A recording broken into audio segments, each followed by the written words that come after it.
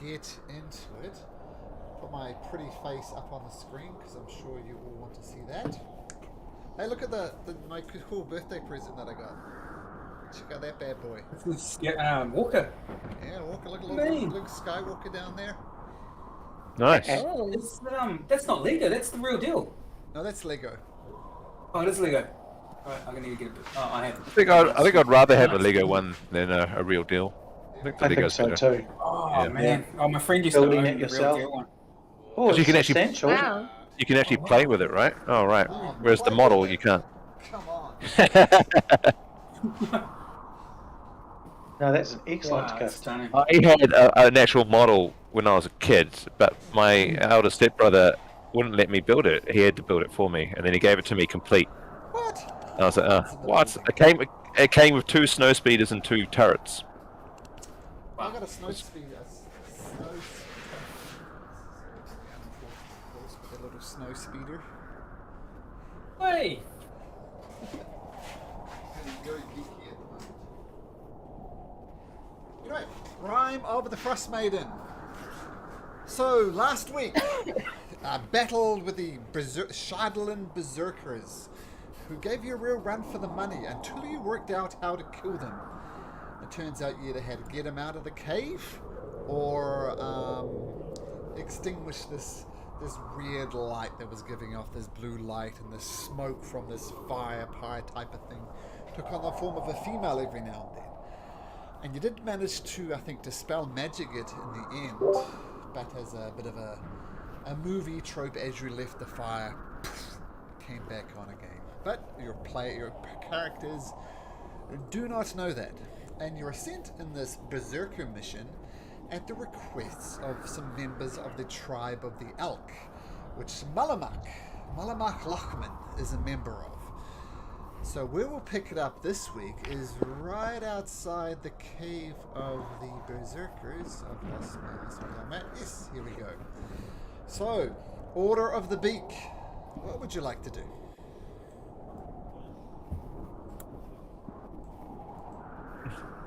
So, Malumak, you're kind of leading this, aren't you? You're going back to your tribe, right? Yeah, I think that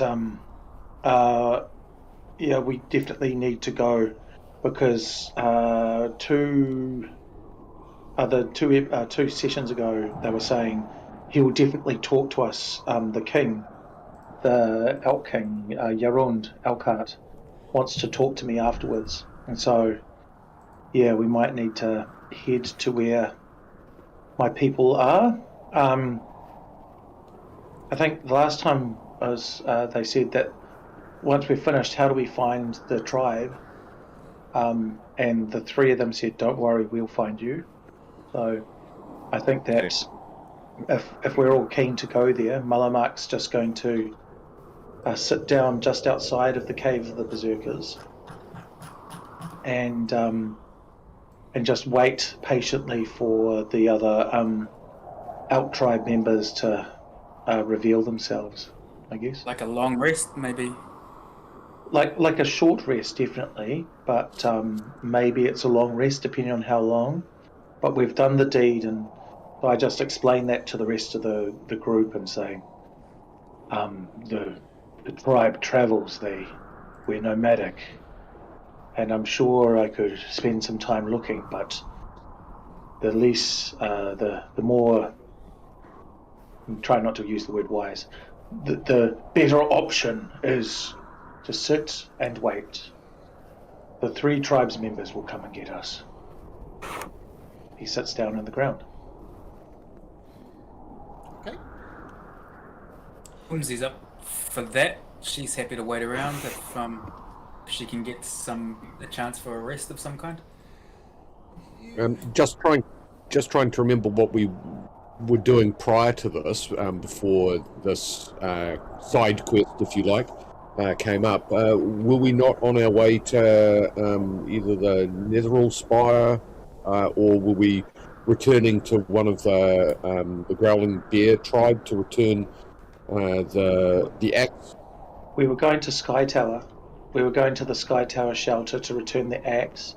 But when they came along and interrupted us as we were on the way there, Right. They said, yeah, King Yarund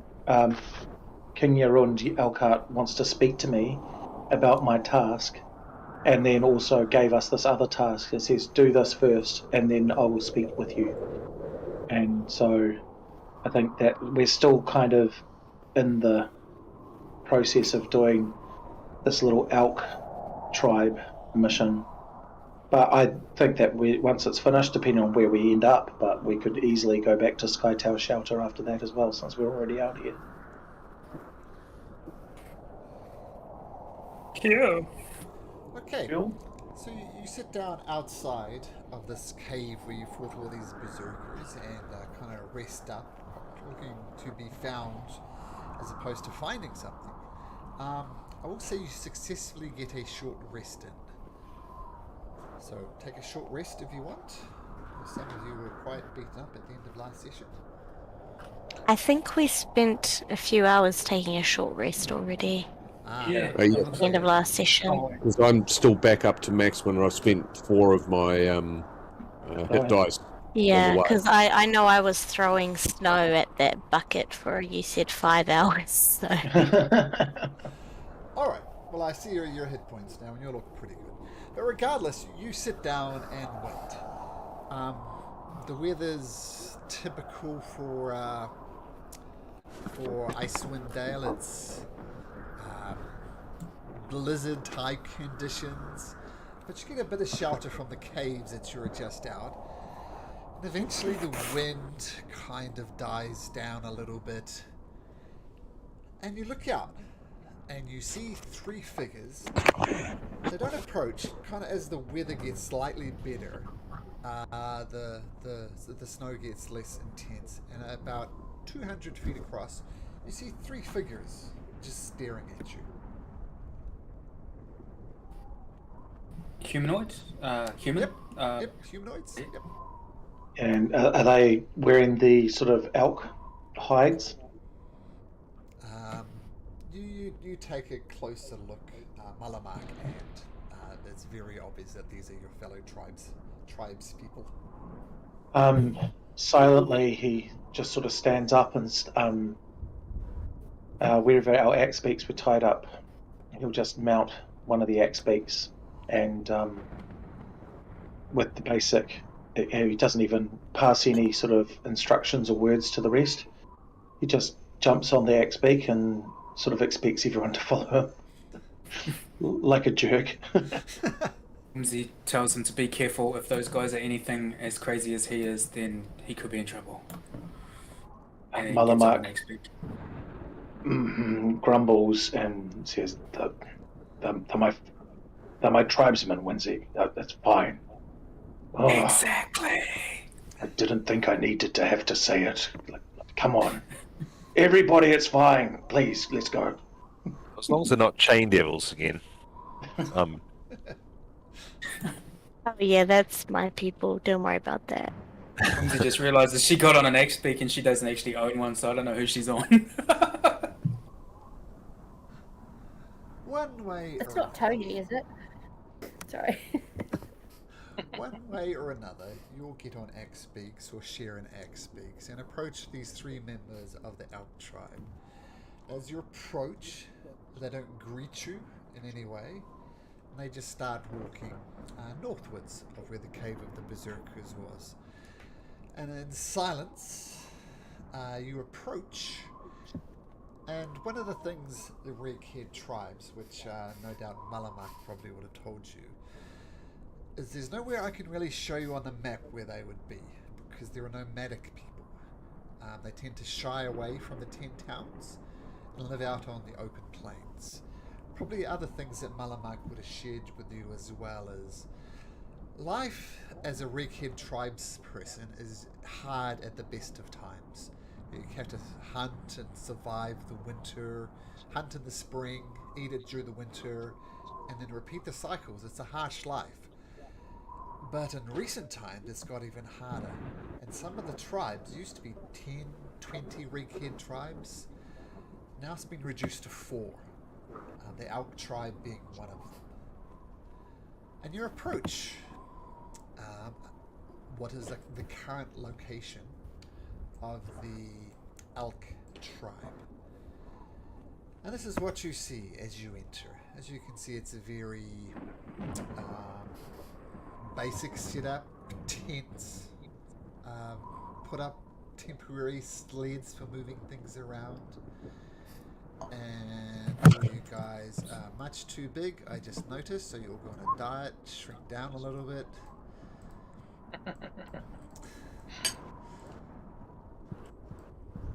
And as you approach, the three people who didn't greet you across the plains kind of move to one side. And someone approaches you, Malumak. And you recognize him as Mjolnir. He has been your druidic leader. He taught you the ways to be a druid, to be a reghead. And he's also the advisor to King Jorund, the leader of this tribe. And he approaches you and says, Malumak, it has been too long. Well met, Mjolnir. I have much to tell you of my adventure. I have learnt many things. I feel far more connected to nature than I have ever been. And, yes, I'll have much to share and show you. I can't help but ask the obvious question. You were sent to find out the source of this never-ending winter. Have you learned anything? Well, it seems to be Oriel and the Frost Maiden. And we have many times crossed not necessarily her path, but the paths of more of her acolytes and her followers. We've captured her attention, and we've made strides against her as well. I think your suspicions were correct of it being Oriel. You said you've crossed paths with her? You have angered her? Did I hear that right? We have her ire. She has sent a person to attack us in the sleep. She's attacked us in the open. We've also seen evidence in the recent task that we were sent on by King Jorund of her interference, her bringing to life the crazy berserkers that we came across. Yes, she is interfering with us. This is both complicated news.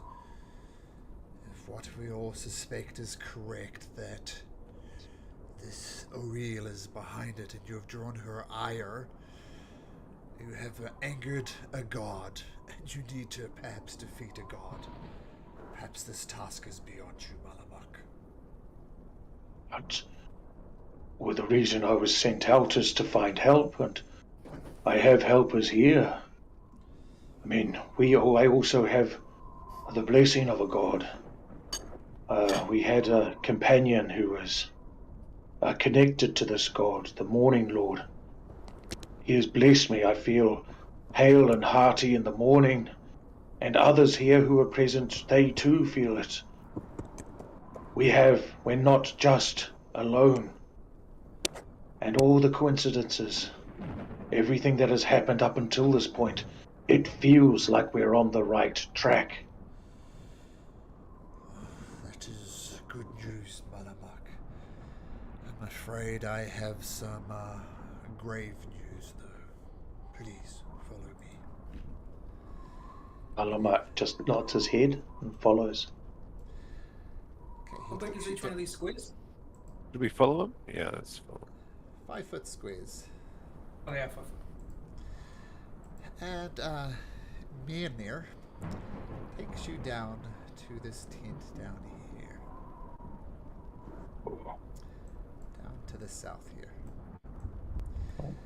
And you see all Comes the down. other members of the tribe, giving you silent nods as you walk through the camp, and you can't help but notice, Malumak, that the numbers are a lot less than the last time you were here.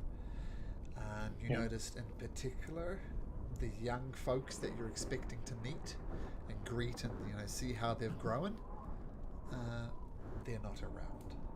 Seems perhaps the winter is harshest on the youngest amongst you. But inside of this tent, with the tents firmly closed and a fire crackling along inside, with the smoke gently rising from the top of the tent, you see the Elk King, Yaron Elkhart, and he does not look well. He's covered up in furs. He coughs. He goes to greet you, but he just overcome with this fit of coughing. It's just really a hacking Walter White type cough. It's not nice. And he sees you approaching and says, Malumak, come sit next to your king. Malumak silently does so. He sort of crouches down and bows his head. He doesn't even look in Yaron's eyes. Sort of very deferential. And he reaches out a hand that looks, it's got a blue tint to it. He says, hold my hand, Malumak.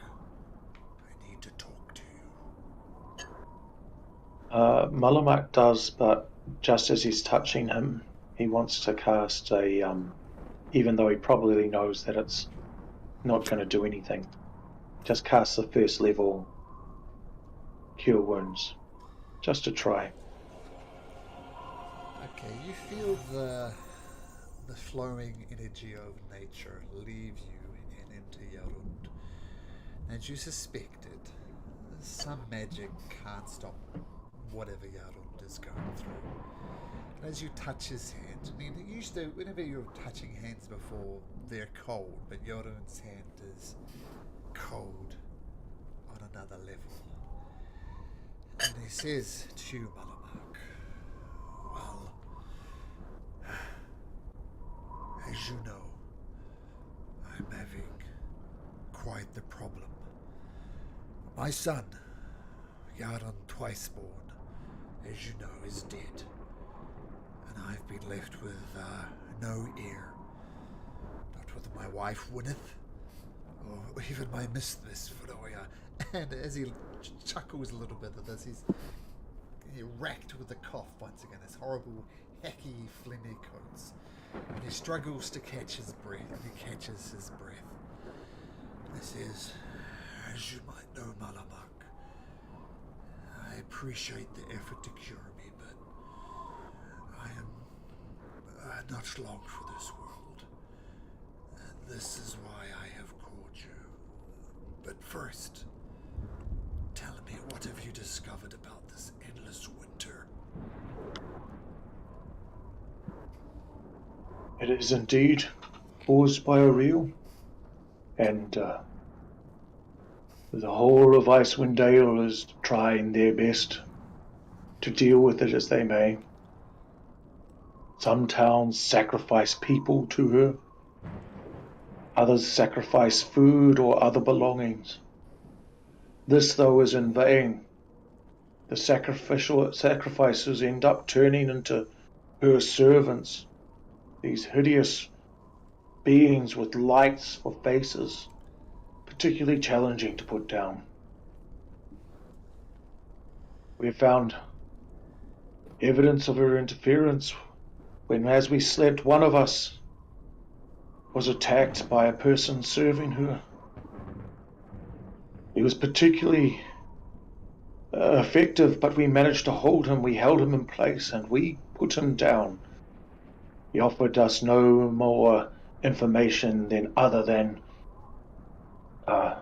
Oriel has got her eyes on us and our interference will not be tolerated. We have fought her servants with her interference as well, to the north above the Lonely Wood. She attacked us when we managed just briefly to make it warm, just in our local area. But she brought down an icy cold vengeance upon us there.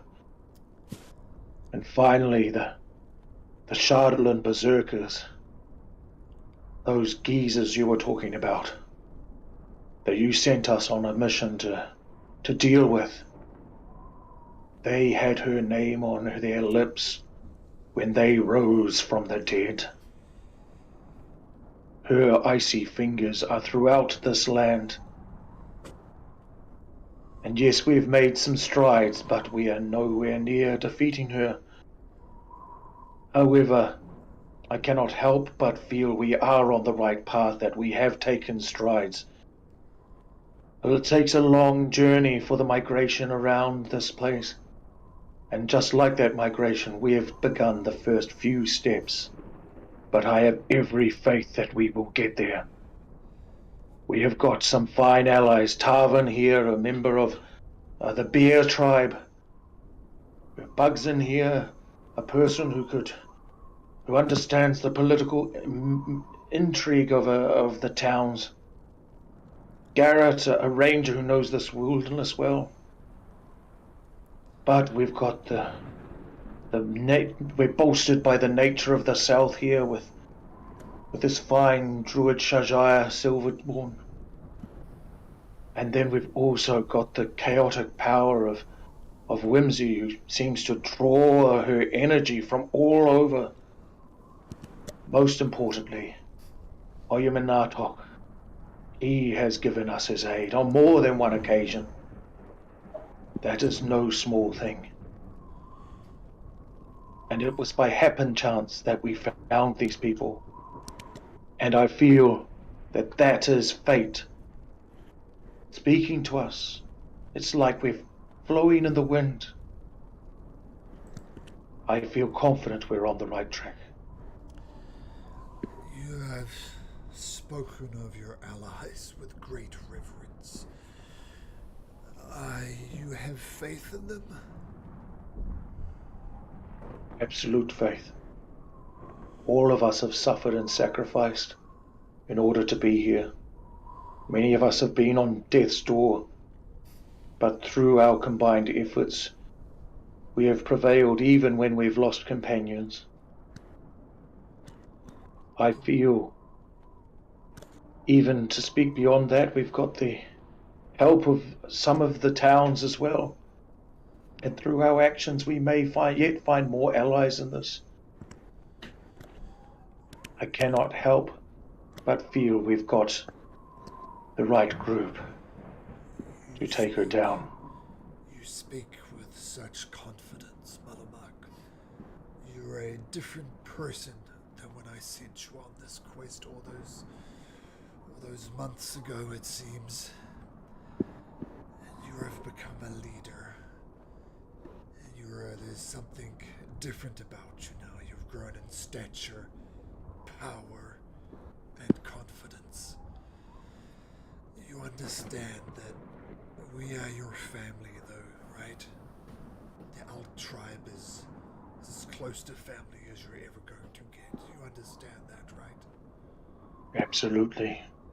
Everything I've done has been in service of you and of my family here. Which is why I need to ask you something, Malumak.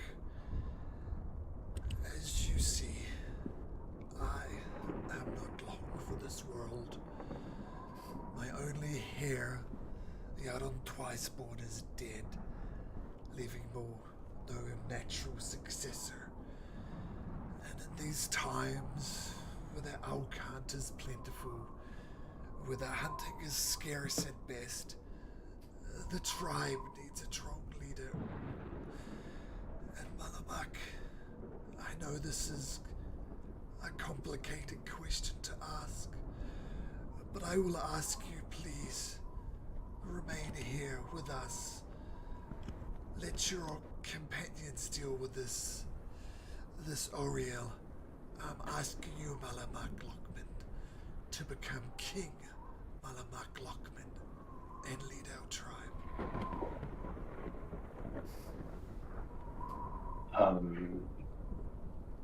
Malumak looks down at the ground and he looks across at Yilnir and then up at the others as well. And he sits in silence for a bit and then he says, you do me a great honor. It has been a long journey to here. For a long time I've been judged by my green skin and appearance. It has not always been easy. But for you to have that confidence fills me with pride. However, I cannot help but think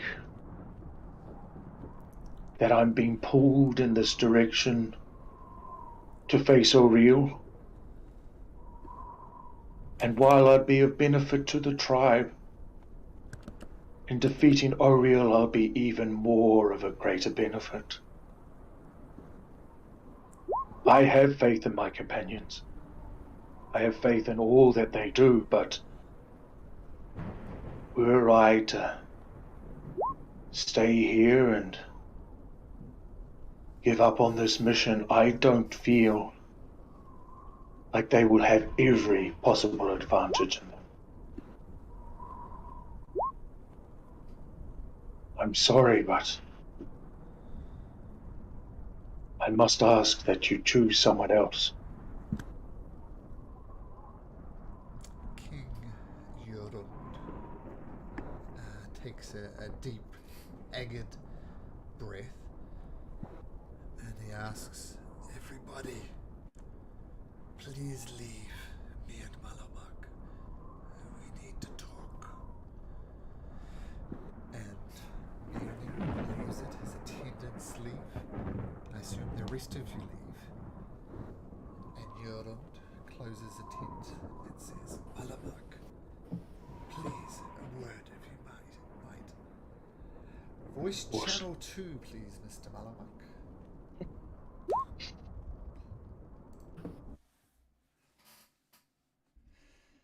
So, King Hello. Jorund, looking haggard as ever. Malumak, you know what will happen to this tribe if you don't lead. The tribe is doomed without strong leadership. And there is no one here with your confidence, your leadership potential. So if you take this step and abandon your tribe, we will surely die. I cannot help but feel like we would die in any case. If O'Reilly wins, this is the best way I know how to save the tribe. By going head first towards the challenge. I do not want to bring the tribe with me. In that, it's one thing to travel in a group of 6, but to take the whole tribe with us, I think we run the risk of losing everything. And I think we run the risk of losing everything if I'm not there in this mission. It is rending me in two. But I have spent a lot of time out there in the wilderness. And a lot of time elsewhere as well. And I feel this something pulling me towards it. Like this is some sort of fulfillment of something bigger. You do me a great honor. You're doing immense honor. But surely there is someone who could hold it while I'm away. When you've had to go out hunting, there's been someone in charge. Isn't there someone who could hold it while I complete this mission? The leaders that have could done that have died either from the hunt or some other ailment. And all that's left in the tribe now is the too old or the too young. And if you leave, we are doomed, Malumak. The people around you without strong leadership, they will die. Might be a 10-day, might be 4-10-day, but they will die without strong leadership. So I beg you once again, Malumak, stay, lead the tribe.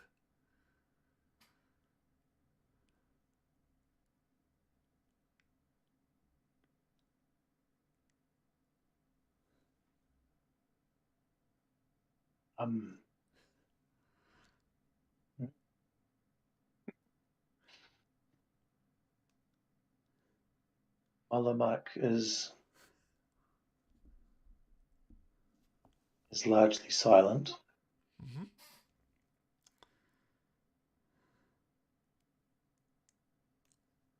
And yeah, it's breaking him. It really is breaking him in half. Because for him, the tribe is everything. Mm-hmm. But I tell you what, Malumak, I see the pain in your face. Stay with us for a day. Talk to your people. Talk to your companions. But I will expect an answer one way or another come dawn. yeah, Malumak nods his head and says, I'll also talk to Mjolnir and hear his voice on this matter. And I accept your offer of accommodation. And he nods his head. Okay, let me rest, and I'll see you come dawn. Malumak takes his hand once again, squeezes it tight. The cold doesn't feel like cold to him. He can't really feel it as such, but he squeezes it tight and looks down. And as he's prepared to leave, though, he wants to just see if he knows what's ailing the king. Make a medicine check. And medicine check. Cool.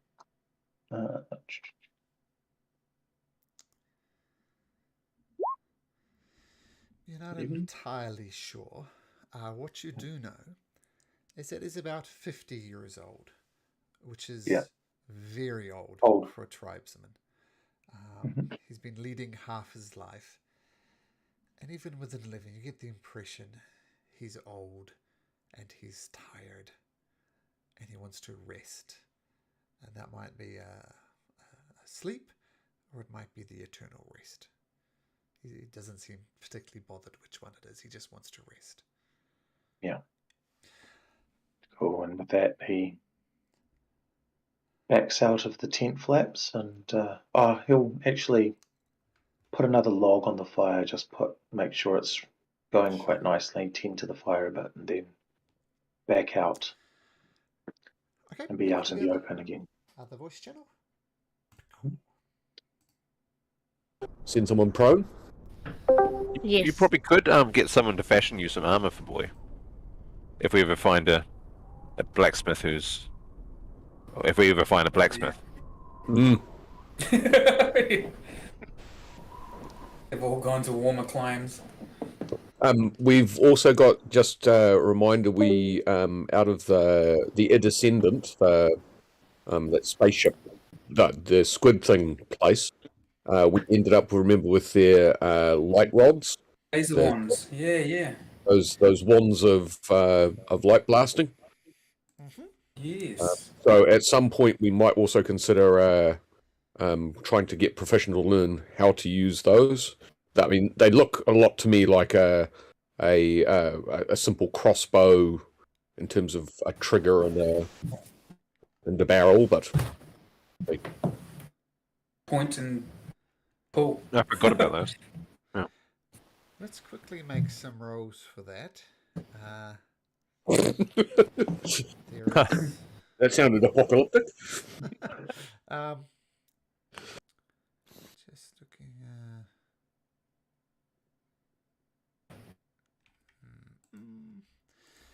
Your So face has disappeared. My face, no. There it is. Okay. Your face. No. Oh wait. No. How am I speaking? My face. Jokes. Jokes. Get the rules right for that. No.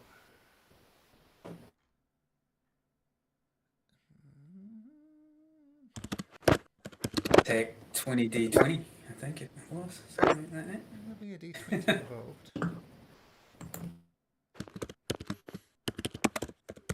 Okay, so who's having a closer look at these laser pistols? We'll say you're doing this while Malumak is having conversations.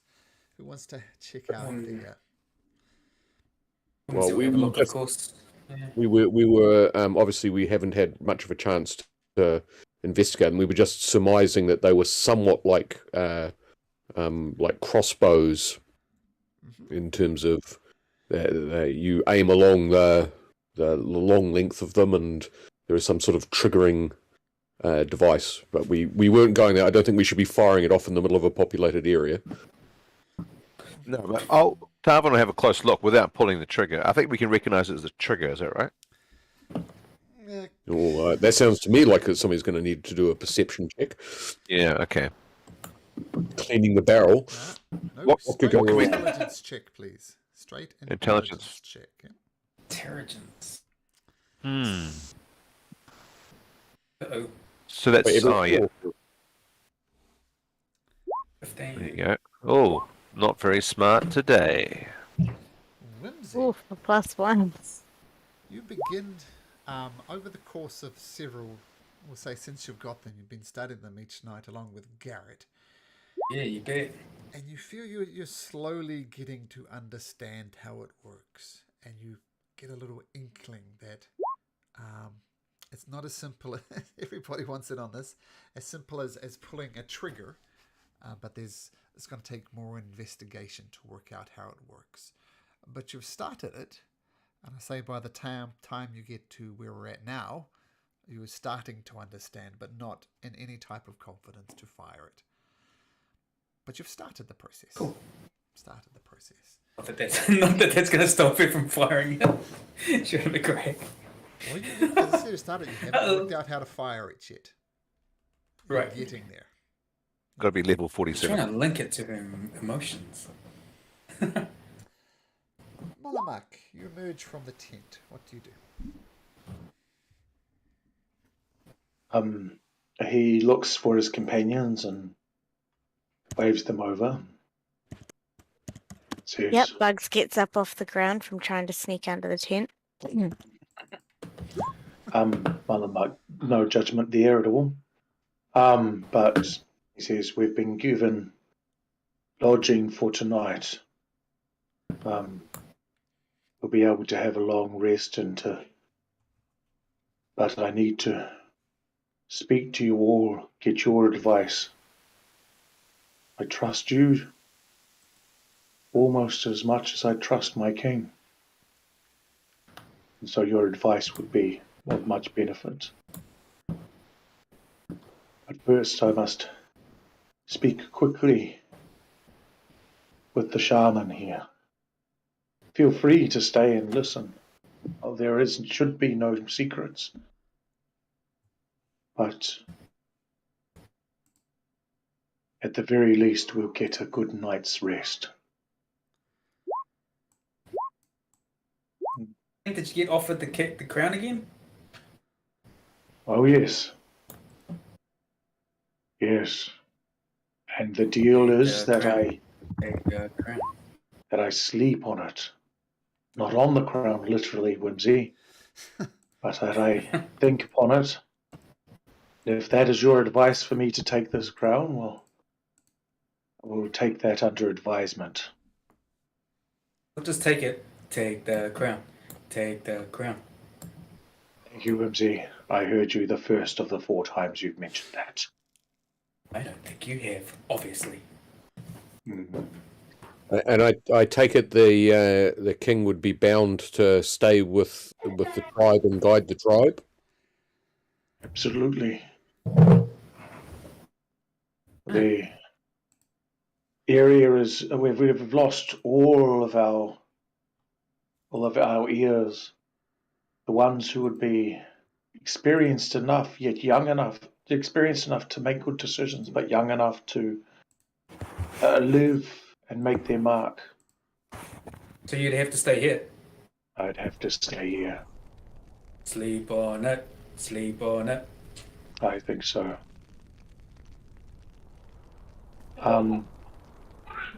Malumak turns to the shaman and says, "Is there any guidance you can give me? What do you feel about this? But more importantly, what do the spirits say?" Has she got any spirit weed so we can all go on this journey with you? Is she bring enough for the whole class?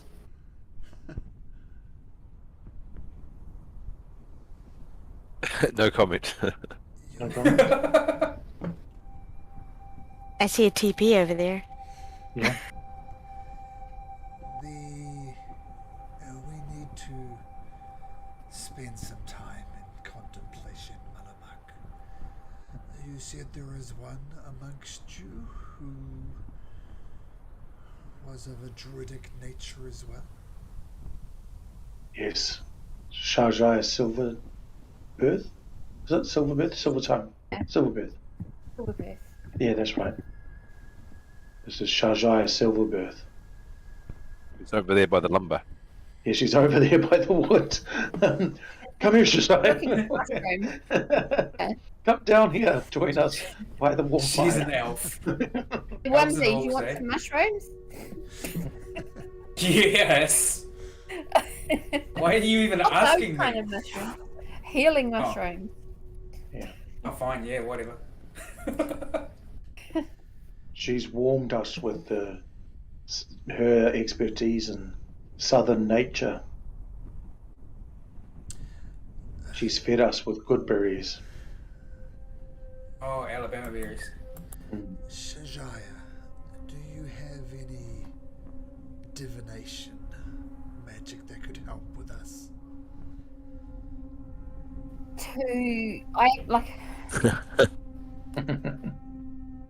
Well, I've just picked this spell out called augury, which is not 100% in either way, but that's pretty much the only divination one I have. Perhaps we should use this augury to help us make our decision. What do you think, Malumak? Sounds like a wise idea.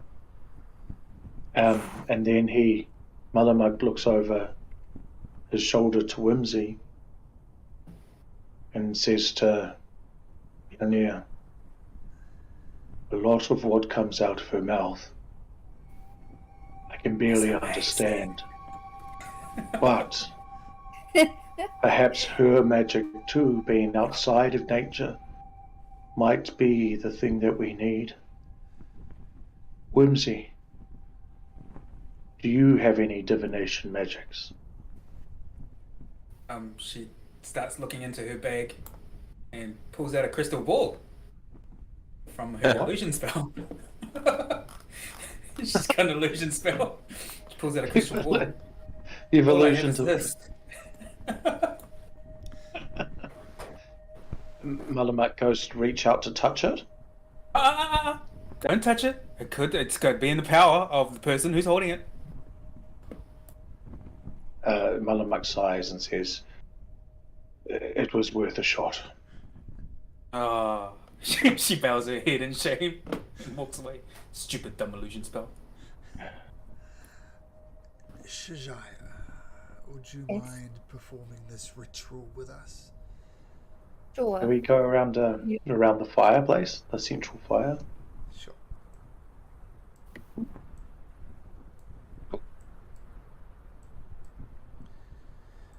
What form does your augury take, Shajaya? Is it carved? Is it bones? Is it dice? How does it work? I think I'm going to use the dragon bones. Okay. Yeah.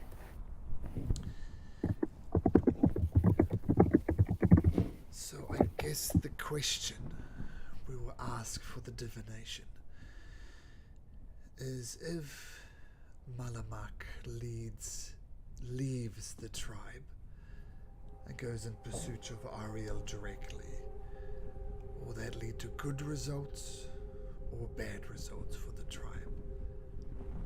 Is that the question you want to ask, Malumak?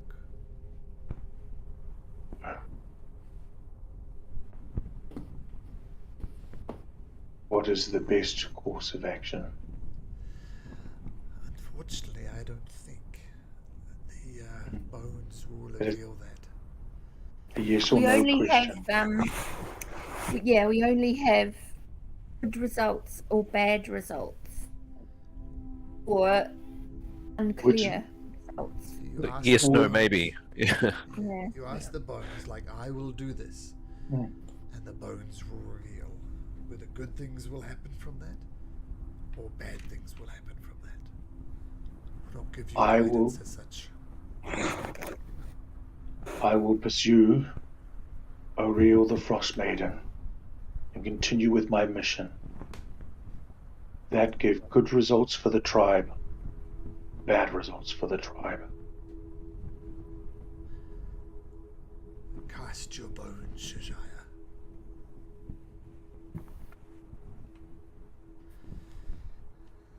So you throw your bones down and consult with the spirits, and you look down at your bones. And you try to interpret to the question, if Malumak leaves, will it be good or bad for the tribe? What is revealed, I'll whisper this to you, Shajaya. What we revealed is this. This is how you interpret the bones. So to the question, will it be good for the tribe if Malumak leaves? This is what you interpret, Shajaya. Question was, will it be good for the tribe if Malumak continues pursuing Ariel, not if he leaves? Same answer, Shajaya. Yeah, cool. Sweet. I can Just checking. I can say that the bones are saying it will lead to nothing good if you do that, if you make that choice. Is that a Well, I'd say surprise Oriole to is nothing Malumak? good. It's not. Did the bones just say that if he comes with us, no good things will happen? To The tribe. He stays with the Yeah, tribe. if he leaves us and stays with the tribe, nothing good will happen, possibly for all of us, Well then, not just Malumak. Malumak's mind is made up now. But he wants to have a sleep. You will not tell us your decision now, Malumak? I want to give it 8 or so hours.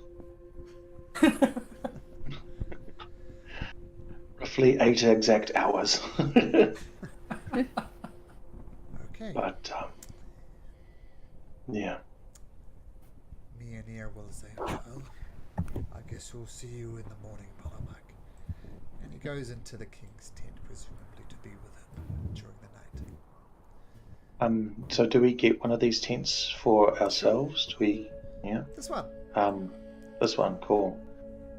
He walks slowly in there and sort of gestures for the rest of you to come as well. And the fire might be a bit died down, so he'll stoke it up, and he's just been a bit quiet, and then he says, Wait, I- there's something between Shajara and Garrett? No, there's nothing between them. They're on top of each other.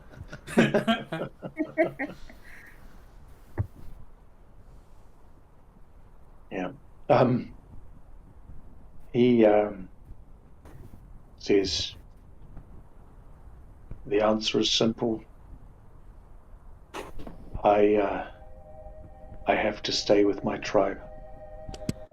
Cannot allow them to fail like this.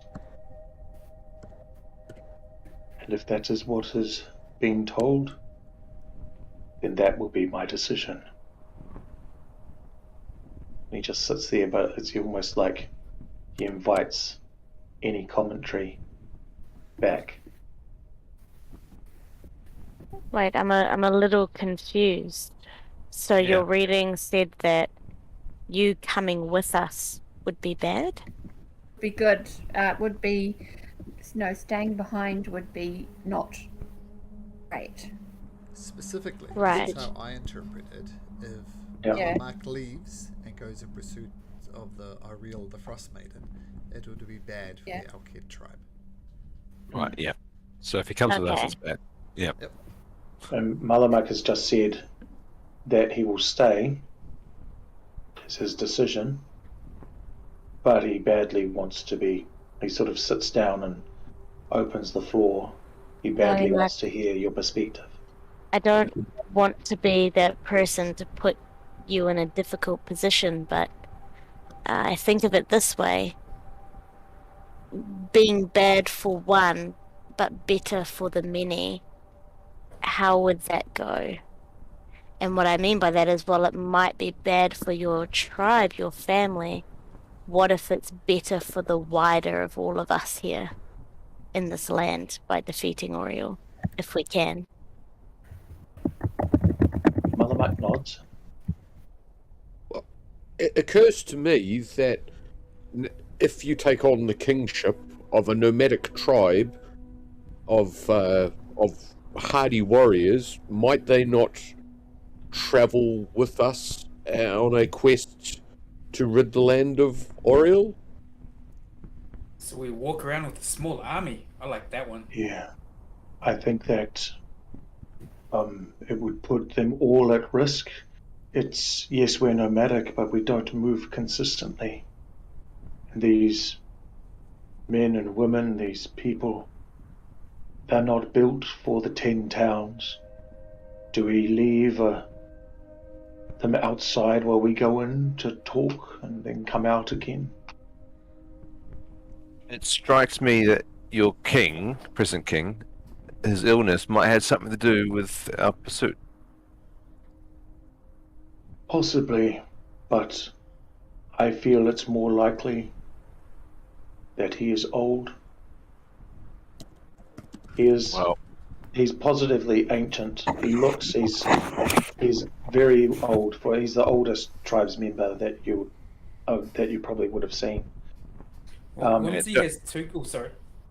I don't take this the wrong way, Malumak, but what makes you think you'd be the best king? Couldn't you give it to someone else? Look around. We're missing that crucial component, and we contacted the spirits. 3 powerful druids together in contemplation. It said nothing good comes from me leaving. Well, you don't necessarily know that something good will come from you staying. No. Would you rather sit here inactive, sitting on your hands, or would you rather be out there saving the world and your tribe?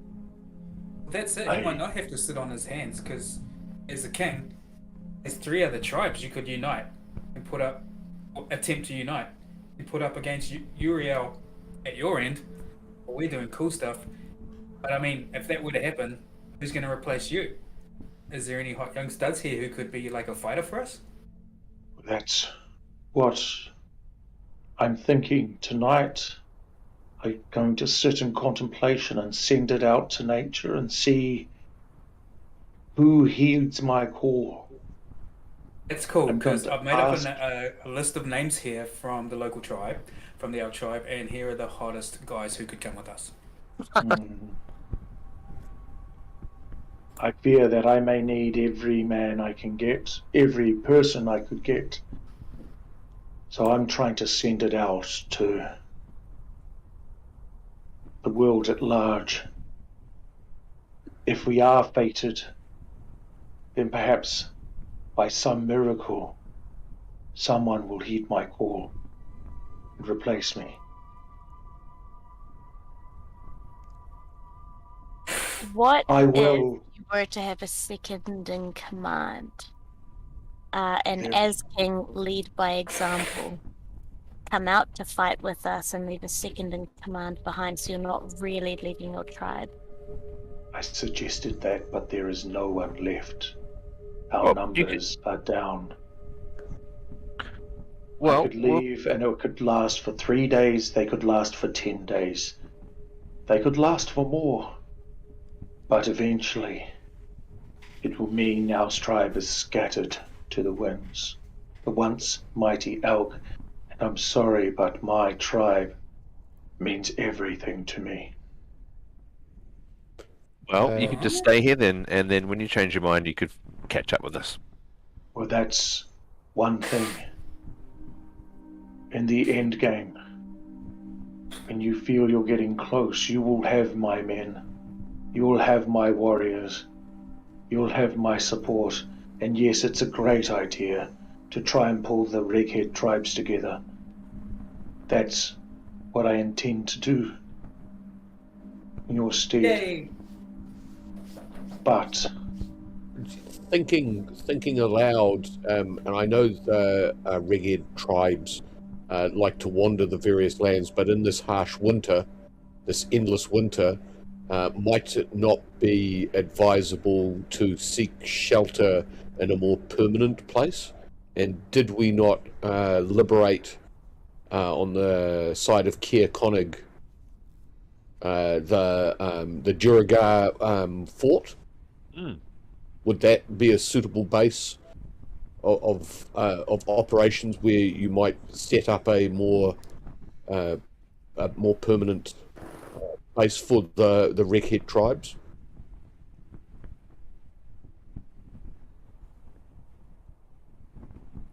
Can't argue with that. not our way. The I'll just people here interject would there and balk say it. that they would balk at it. This is completely and Yeah. utterly against the spirit of the Redhead tribe to settle in a castle, for example. Yeah.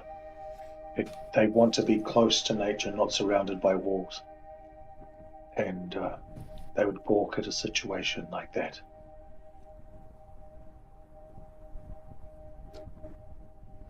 And yeah, he's still going to do it. Well, people are really strange. Good luck.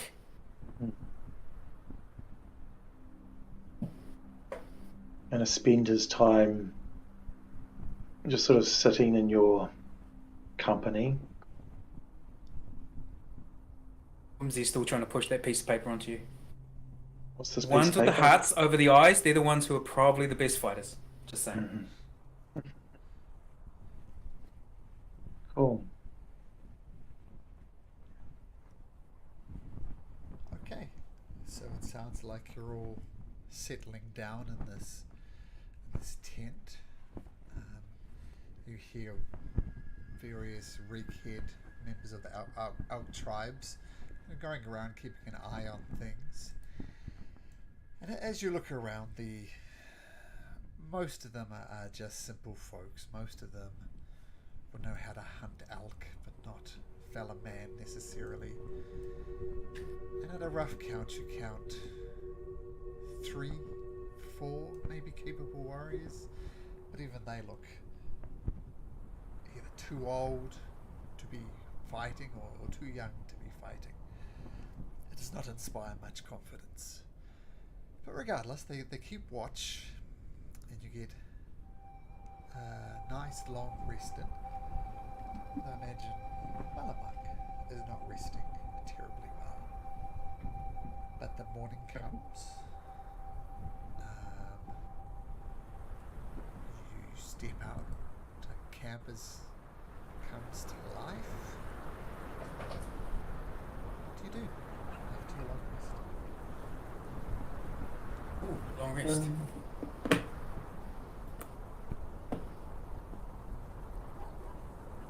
Malumak. Yeah, Malumak's been sort of resting, but he's been sort of trying to commune with nature in a way. Just send out anything to just try and connect with nature in that major way. If there's any guidance from nature or anything like that, but also to ask for guidance for these people who he knows are going to leave at some stage today.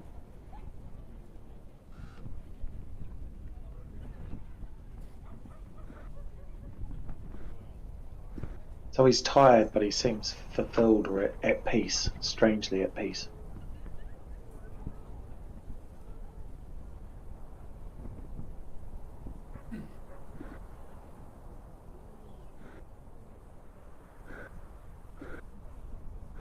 Hey, where do we intend to? Once Malumak goes all Conan the King on us, when do we? Where are we going?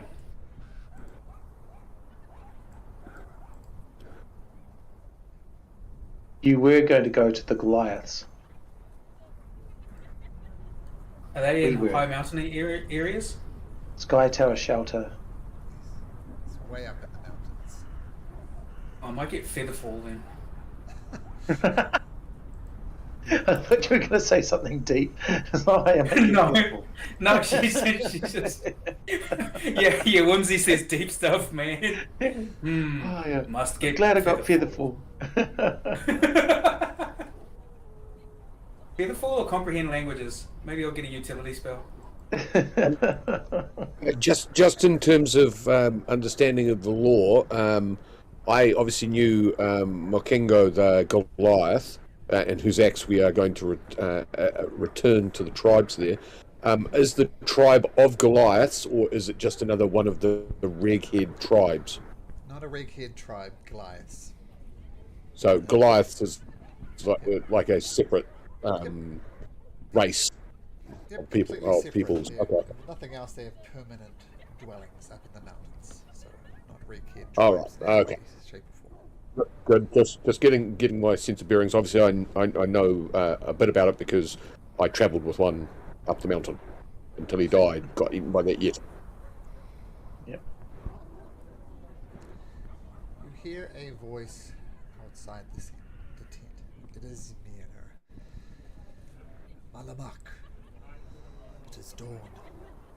The king is eager to hear of your decision. And he comes out and he has a backward glance to his companions, and then he moves across and follows Mjolnir.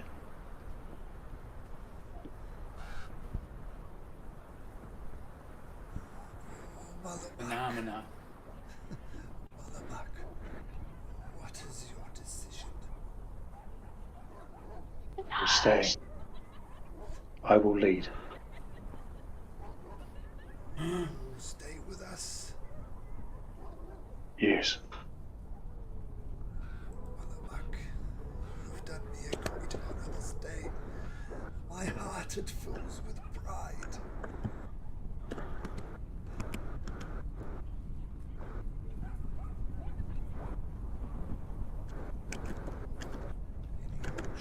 Once again. And Malumak holds his.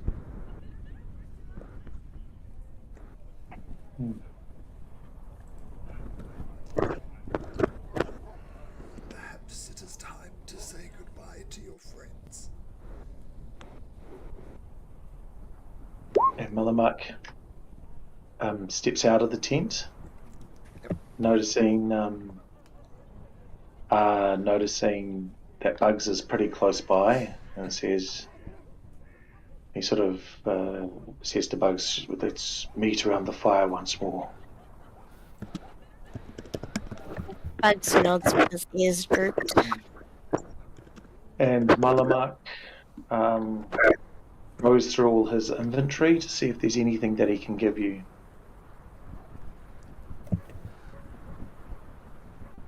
He'll hand you the frozen ice knife of Cephak that he'd had. Oh no, he'll keep that because Cephak's dead. There's not much there. In fact, there's nothing really to give you per se. But he says, I've sent out he invites everyone around the fireplace in the middle there and says, I've sent out my wishes out to nature and I'm sure they will answer.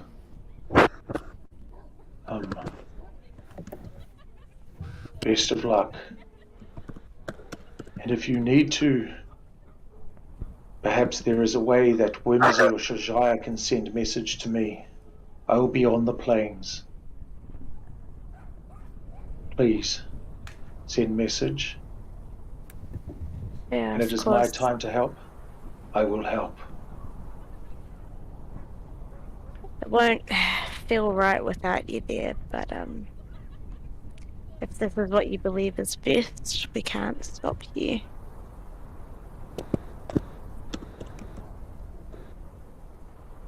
It is. I cannot sacrifice my tribe. Then know that the same can be said from us, you know. I hope you are aware, consider you family with everything that we've been through. And you have our swords and axes and power, so to speak, should you ever need it. You have my thanks. Bugsy drags his big feet back. Is there going to be some sort of ceremony, Malcolm? Or is it waiting? Or are we just waiting here? There's no ceremony.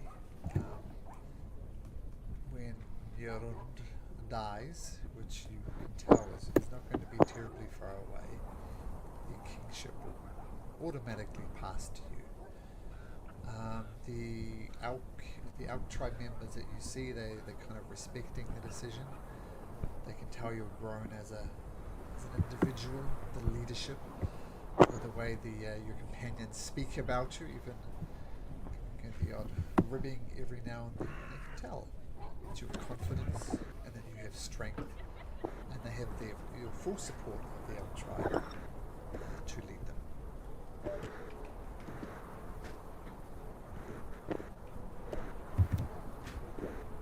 Oh. What's your blessings of Oriel ring? Is it a thing? I'm stealing your not stealing it. I think you've already given me your scroll of knock. Is that right? I gave you the scroll of knock. Yeah. That's right. That ring is actually just a way of mechanically some stuff that's in Malumak's past. Oh, right. I'm not handing it on. Keep your past to yourself. But if this is really the end of Malumak, I might let you guys know later on the chat. And Whimsy gives you a little poem that she wrote. It's only a couple of lines long, and it says, Malumak. Nothing rhymes with Malumak. That is all. Thank you, Whimsy. You're so welcome. And then she starts bawling. What about halibut? Wish you good luck. Helen back. Arvin. Tarvin's a little bit disappointed, actually. To be, I thought you had, everybody's fate at heart, but it seems you just care about your tribe. I think you got blinders on. No, seriously, you got blinders on, Malumak, and I think you're not looking at the bigger picture. And I think you've got too much pride, and that's getting in the way of you at the moment. Malumak nods. Perhaps. And also, He can I have pats your you on hunting the trap? pats you on the chest. That scar is still there. Yeah, ow. I will miss you, perhaps the most, Tarvin. Tarvin nods despite himself. He talks to Shazaya and says, I have been amazed with your capabilities and abilities. You are key to this group now. Thank you, Malumak. We're gonna miss you.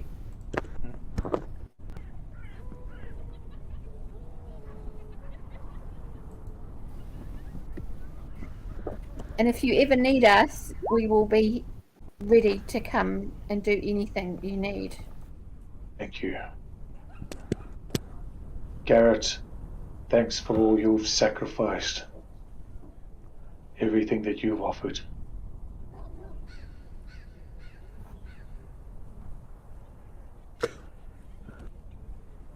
Sorry, I was on mute. So you Why are missed you that. looking? Go. Sorry, I was trying to figure out how to whisper between in the backgrounds there, and got it completely wrong. Yeah. So I get boy there to go and give you a cuddle. He pets him. And he always thinks about turning into, shape-shifting into boy, but then decides against it.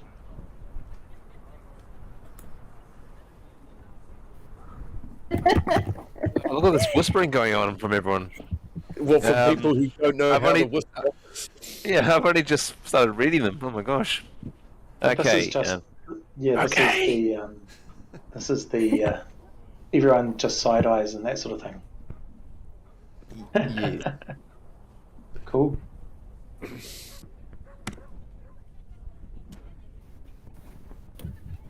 all right. At least it's auto-correcting the doofa thing now. Which okay, good. Okay, cool.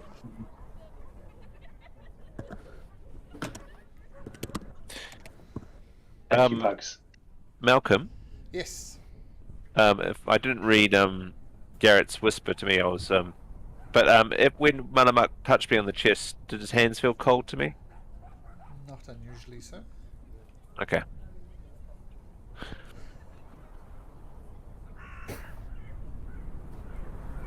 Malumak, can I have your hunting trap? Yes. Oh no, you can't. We need it for their frickin' tribe. Oh, that frickin' tribe. I've got along I can't fine give you without you for now. Yeah. Plenty of I'm hunting not- traps in the camp, to be fair. Just- Here you go. I throw a hunting trap. I throw the hunting trap over to you. Thank you.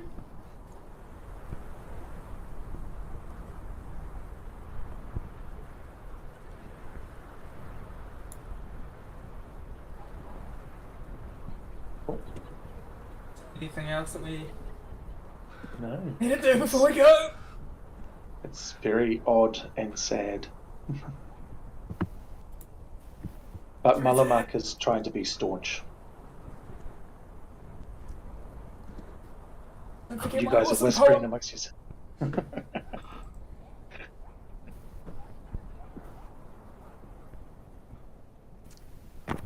Yeah, so not rude of us to be whispering in front of you. Like, it's okay, he knows it. I'd like to do an Arcana check, Tarvin. You can make an Arcana check. Not I. I'm rubbish at it, but maybe Shazaya. Shazaya. Okay. I can do that.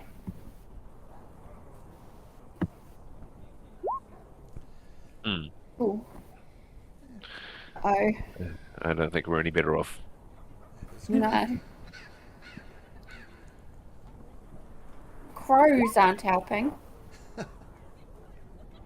When she handed over the poem, did she notice anything arcana-y about our mate here? They've been charmed or anything like that? Uh, 16. It's the best I got. 16. Huh? It just seems like Malumak. Ugh, just seems like Bugs Malumak. goes outside to get some fresh air. Can he sneak into that tent with the king? You can make a stealth check and try.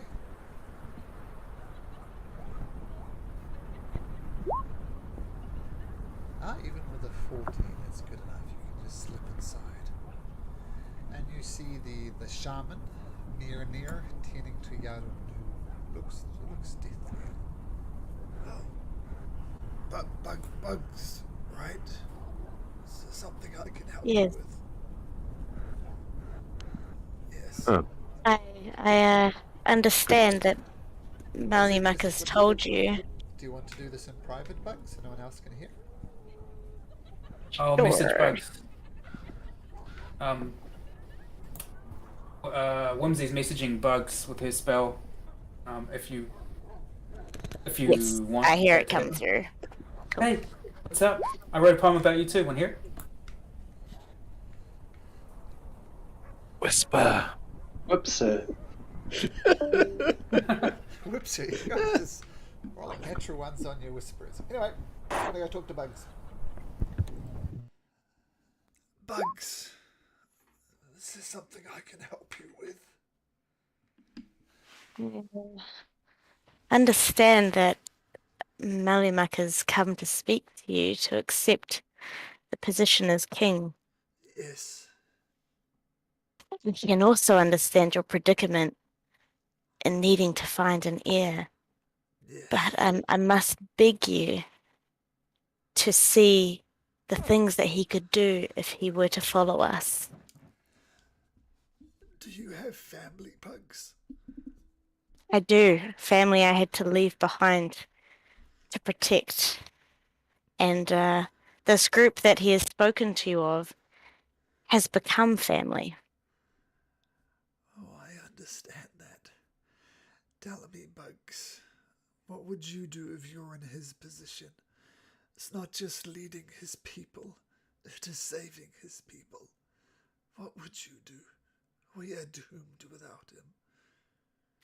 It seems the predicament is you are doomed without him, and you are doomed with Oriole still roaming these lands. There is no way any of us can survive. You must see how she is destroying everyone and everything in her path, and as he explained to you, we have managed to fight back. She's getting angry, and if I could promise you that we could bring him back alive, I would. And he has risked as far as he has because of wanting to save you all as it is. But without him, you just see how much further we may be from Oriole and from getting rid of this forever winter. How long By will him it coming, take? he may be your chance for your people to live. Assuming you're right, Bugs, how long do you think it will take to defeat Ariel, to end this endless winter? What if I could give you a time, and if we haven't made headway in that time, then we make sure Malumak comes back. What time would that be, Bugs? Can you give us 2-3 months max? We'll be I dead in know 2 we are 3 making months. headway. We'll There be must dead. be there must be someone who can stand in just to make sure that your people are eating and able to survive in the meantime until he can return. The strong that we have, who could have been leadership, have died on the hunt or from other maladies due to this winter. We are left with Who warriors now that are either too young or too old. There is no one here that could lead. who better than that closest to you but your shaman? Someone who is wise, who can seek counsel of the spirits to lead your people until the rightful king whom you have chosen for him can return. Neonir is a trusted advisor, that is true, but he is no leader.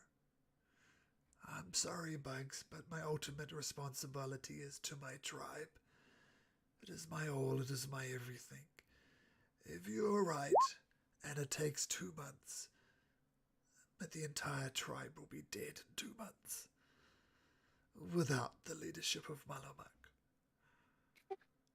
What if we were to get them a pot that I could guarantee could feed them every day, and all you need put in it is water?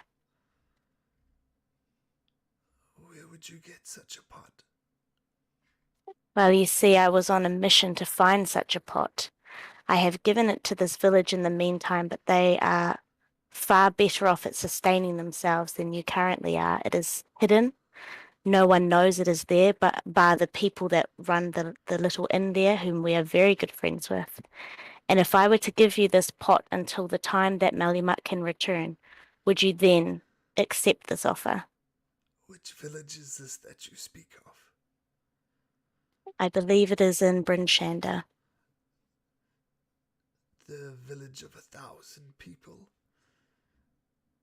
Yes, but you see, they have no idea that it is there. They were able to get by without it. We slipped it to them because the people who we had originally given it to had misused it and had tried to break out a war because of it. But you see, it would only be temporary. We would only give it to your people while Malumak is away so that they can survive without him. And then when he is to return, we would then return the pot back to them. I see a fireball spell being cast. Interesting. Make a persuasion check, Bugs.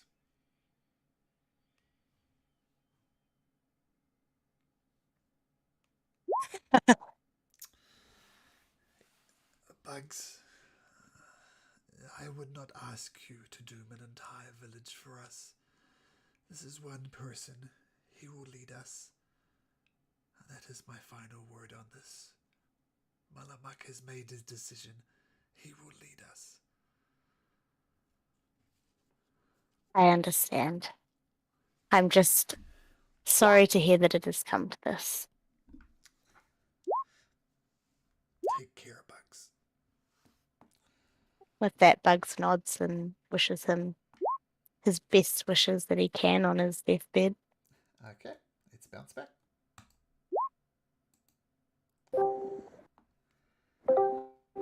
We're back now. Hello. We are back, yep. Did you spell that deliberately, Shashaya? Cyper.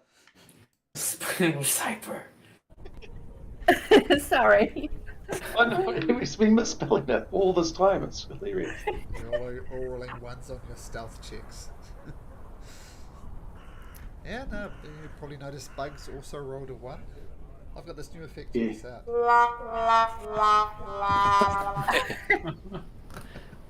Yeah, I thought I heard that before. The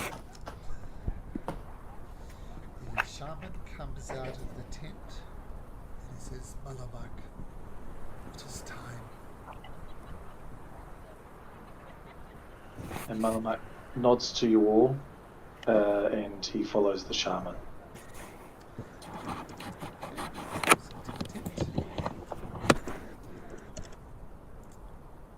What do the rest of you do? See Bug quickly run and give you a hug and then run back. He was trying not to, but as he walked away, he couldn't help it. What was going on in there, Bugs? Malumak puts his arm around him as well. Slaps you on the back. When Well, the others just... Oh, sorry. Yeah, no, you can say it. Oh no, she's busy putting another one of her poems and sticking it to the tent. It's all good, as you would. Well, what was going on in there is, I believe I had almost convinced, I was so close to convincing this king to allow Malumak to stay with us for maybe 2-3 months, but the exchange would have been to get the cauldron back just for that duration of time to feed the people here so that they would be able to survive without a leader for that time. So Malumak for a cauldron. That doesn't sound like a very fair deal. The he's- cauldron, which you are unaware of, Whimsy, is a cauldron where you pour water into, which provides constant source of food, Huh. which this village desperately needed. But yeah, as Malumak gets his heart from, I suppose, the king also couldn't bear to take a cauldron from other people.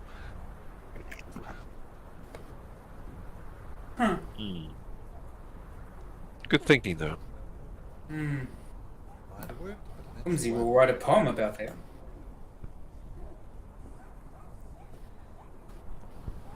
Okay, so with goodbyes having been said, hugs exchanged, Malumak making a very difficult decision. The Order of the Beak is just a little less, unless there's anybody wants to do. We can. He gives his axe beak. He gives his axe beak to Whimsy. She's furiously writing another poem. His name is Shard. And then, as people are leaving, Oh. unless someone else wants to do something, Nothing rhymes with Gosh. shard when you're upset. yeah, he goes, Shillelagh, and he lights up his staff and sort of holds it above his head, waves it at you. King Malumak. Is he attacking us? No, I'm not attacking, Tarvin, damn it. Wrong for Alright, I'm just trying to do something symbolic. I thought it would look cool. I thought it would look freaking cool. What's he doing? What's he- Thank you. And who is Shillelagh. Shillelagh anyway? Is that It was your my ex-girlfriend? move before I got better spells. Alright. I thought yours was the pebbles. Is that He casts magic stone and just throws them at Tarvin's feet, trying not to hit him. Setting off these little explosions. It hits him instead, yeah. Oh shit, sorry. Oh. I think it's time to go. I think he's telling us it's time to go. Sounds like, is it Old Yeller when he throws the stones at the dog or something? Yeah, get out here. Yeah. Get out of here! Get out of here! He's Oh, follow throwing his me. throwing magic stones at you.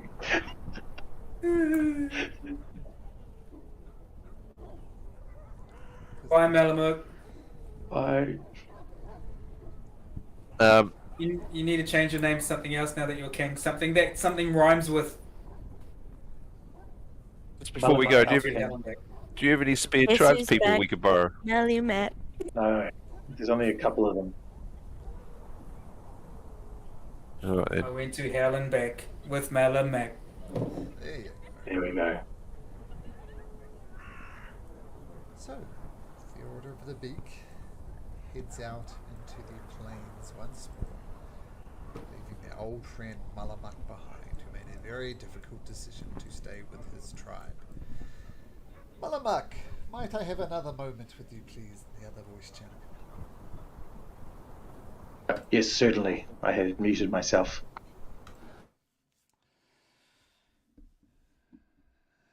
Wow, difficult decision.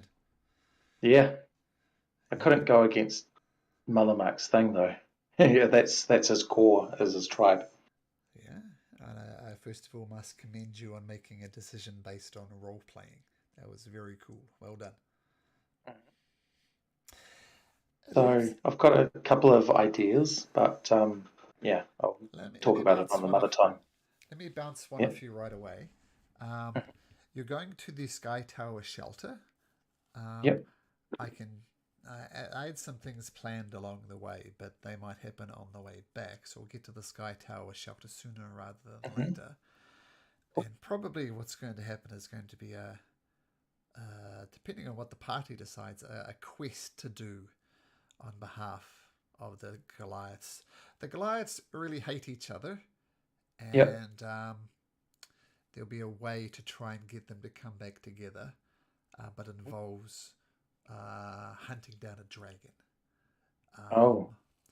And they could say, we will send our Goliath, whatever, along to help you. And that could be where your character comes in, but it would require your new character to be a Goliath.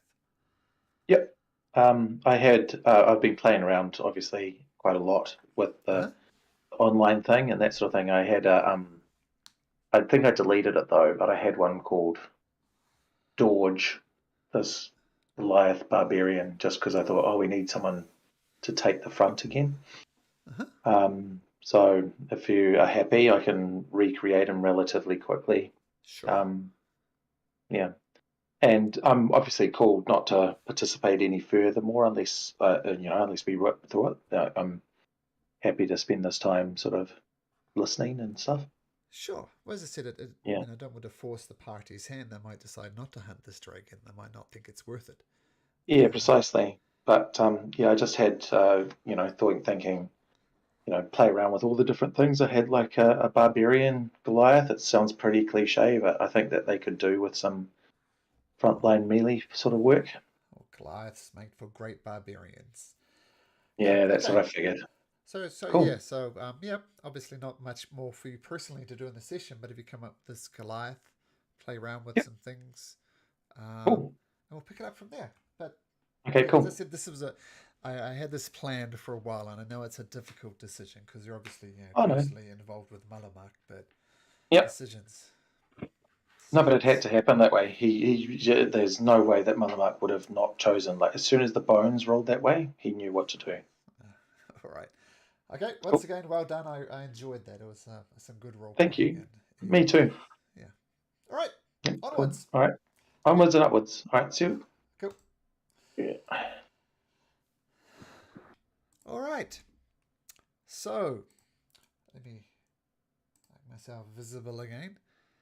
So, with Malumak behind you, the plains of Icewind Dale in front of you, and assuming that Ariel's talons are infecting all parts. Was it just me? You dropped out for a little bit there, Malcolm. Yeah. I missed something. Am I back now? You hear me? Yep. Yeah. Absolutely. I'll start my monologue again. So,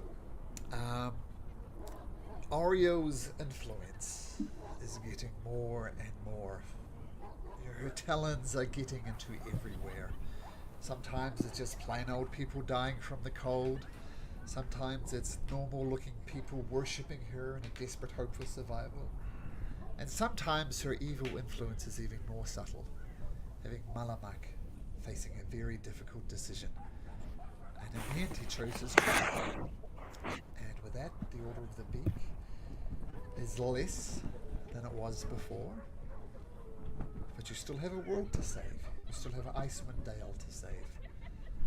So with heavy hearts, heavy boots, you head out into the wilderness again.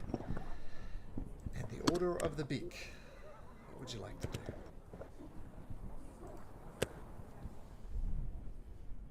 Well, Whimsy's discovered her lyre, so she'll take that out and try to lighten the mood by singing to everybody. She's not a bard, but she can kind of play a lyre. Make a performance check. Okay. Got a 4 wounds. What sort of saving throw do we need to do? Is it wisdom?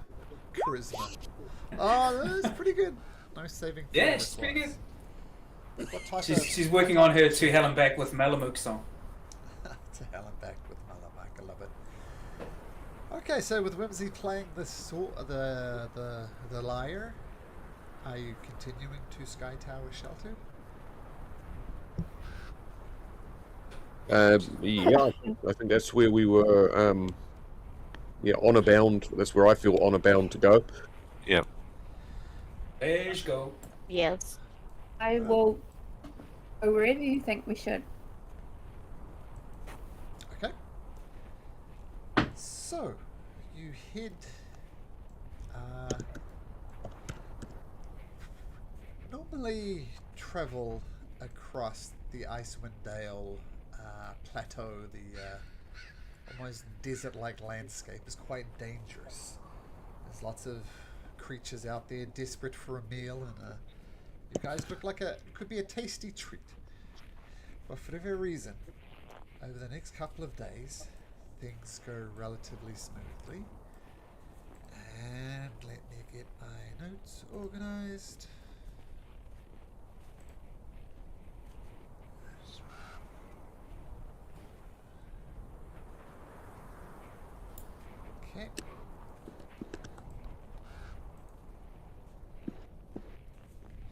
Okay, so and you approach for the second time at least after checking out this weird spaceship to once again get deep into the spine of the world mountain range. And it's very slow going. Your legs are burning, your thighs are burning as you head up and get to Sky Tower Shelter. And apart from the difficulty getting up there, it was relatively uneventful. And you start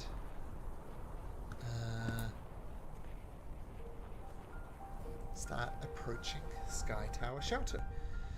And what you see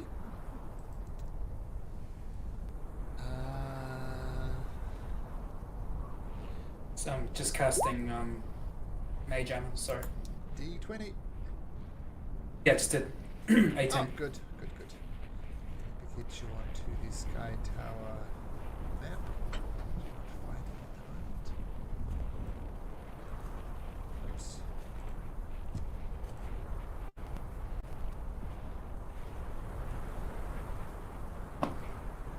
Okay, here we go.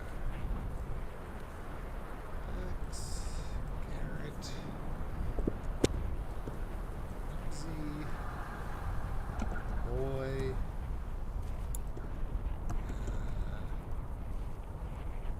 Shajaya,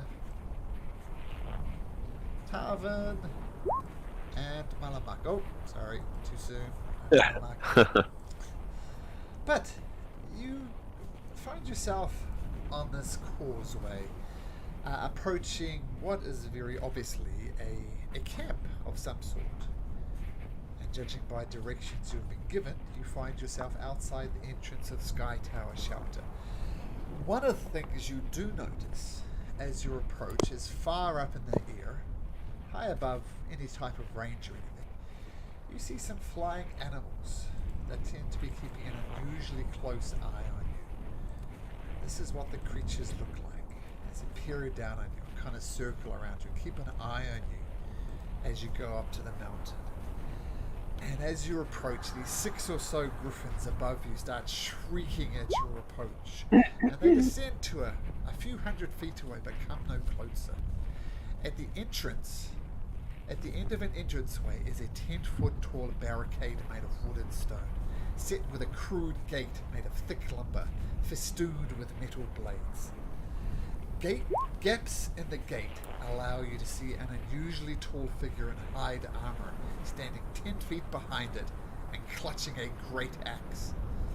Beyond this figure is a higher ledge with 5 equally towering figures standing above it. And you hear a booming voice coming from inside. We do not know why you are here, but come no further. You are not welcome at Sky Tower Shelter.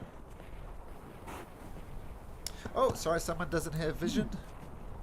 Oh, sure. I'll just put Malumak on, but Malumak isn't there. How's that? Well, how about he Sounds good. run? How about he No, run? no, you- boy?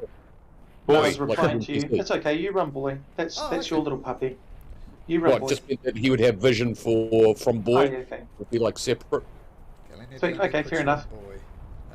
Yeah. Actually, boy can see. I'll give you control of the boy token. Oh. And yeah, you can be boy for a bit. That's a good idea. There we go. Cool. Roll. Garrett. That's my new character. Everyone is like a half-level dog. It's a first That's what we level need. wolf Eh? dog, That's what we need. A half-level dog. Why is it half level? Oh no, just that's boy. I've given the character sheet. It's negative levels. I'll send you the character sheet. It's okay. He's like 5th level or something. 5th level He's dog. actually technically a sidekick. There's rules in D&D Yeah. where you can create a sidekick that actually levels. So boy has leveled. And he's not just a wolf, he's a lot more than a wolf. But Oh you yeah. can see Cool. through boy's eyes and control boy. Mhm. There we go. Play boy for a bit. Okay. There we go. But regardless, you hear the booming voice. You are not welcome at Sky Tower Shelter. Turn and leave. I take Mokingo's war axe. Sorry, what sort of axe is it? Great axe.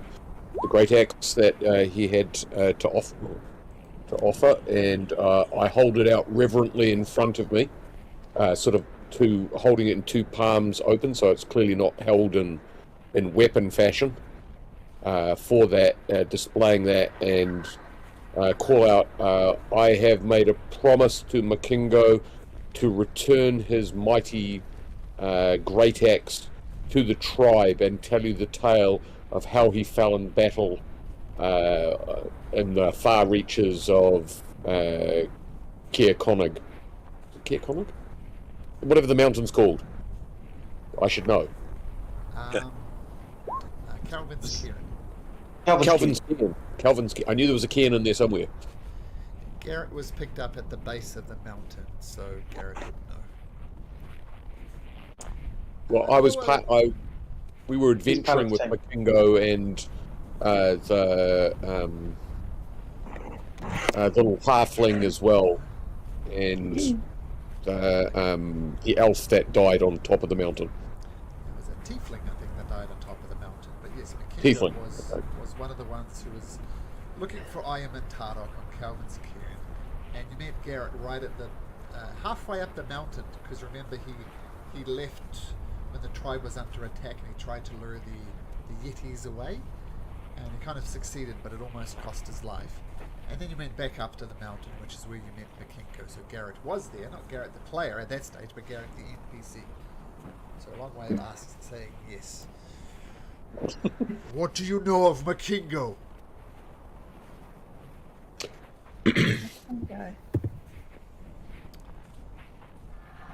Oh, so Makingo and I had travelled together and made common cause, travelling up the sides of. I'm looking at the map. I keep saying Calvin's Cairn. The cairn where we were attacked by yetis and cragcats. He fought nobly and bravely to save us, his fellow party, and we made a solemn promise to return this axe to your tribe and to return his strength to you. You hear the booming voice behind there start contemplating. Bring forth the axe. Up to the door, I'm going to lay it in front of their barricade, and then I'm going to back down the this rampart or whatever it is that we've come up with Boy. Okay. The gate swings just a little bit, and you see this very. This is what the people look like of these tribes. The thing you'll first notice is how incredibly tall they are. 7 foot high. Usually this particular person is covered with facial tattoos.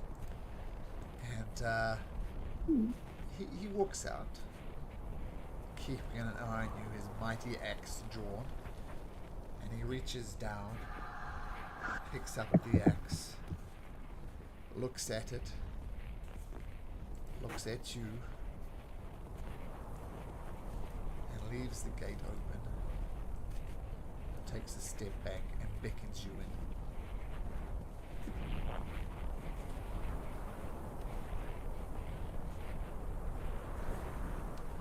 Well, whimsy starts going on in there. Right. That's so tall. Oh my god. They are tall.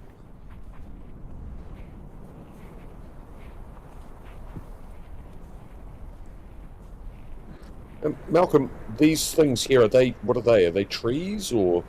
Nests. They are nests. Oh, They yeah. look like Yeah. Griffin nests. Yep. Okay. Griffins, you see you'll see a griffin come and land in one of the nests. In Aladdin, they're full of diamonds. Okay. So yes, these Goliaths, they're not very talkative to you,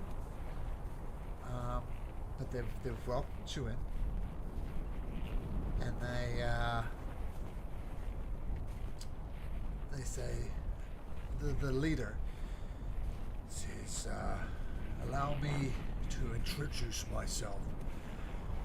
I am Arn Rockfist of the Akhenathi. If it is easier for you, you can just call me Rockfist. I'm the chieftain here. Tell me, you look like commoners. You look like the people of the plains. Why did you travel all this way to return the axe?" Without Makingo's sacrifice to save myself, a halfling and a tiefling, we would have perished upon that mountain.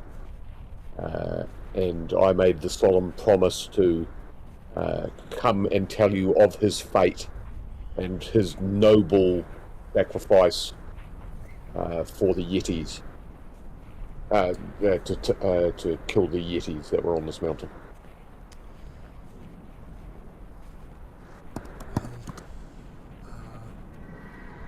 As a member of the Sky Tower Shadow, I think we are in your debt and we thank you.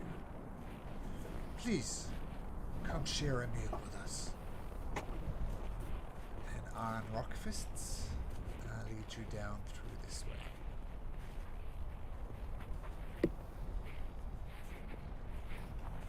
Okay.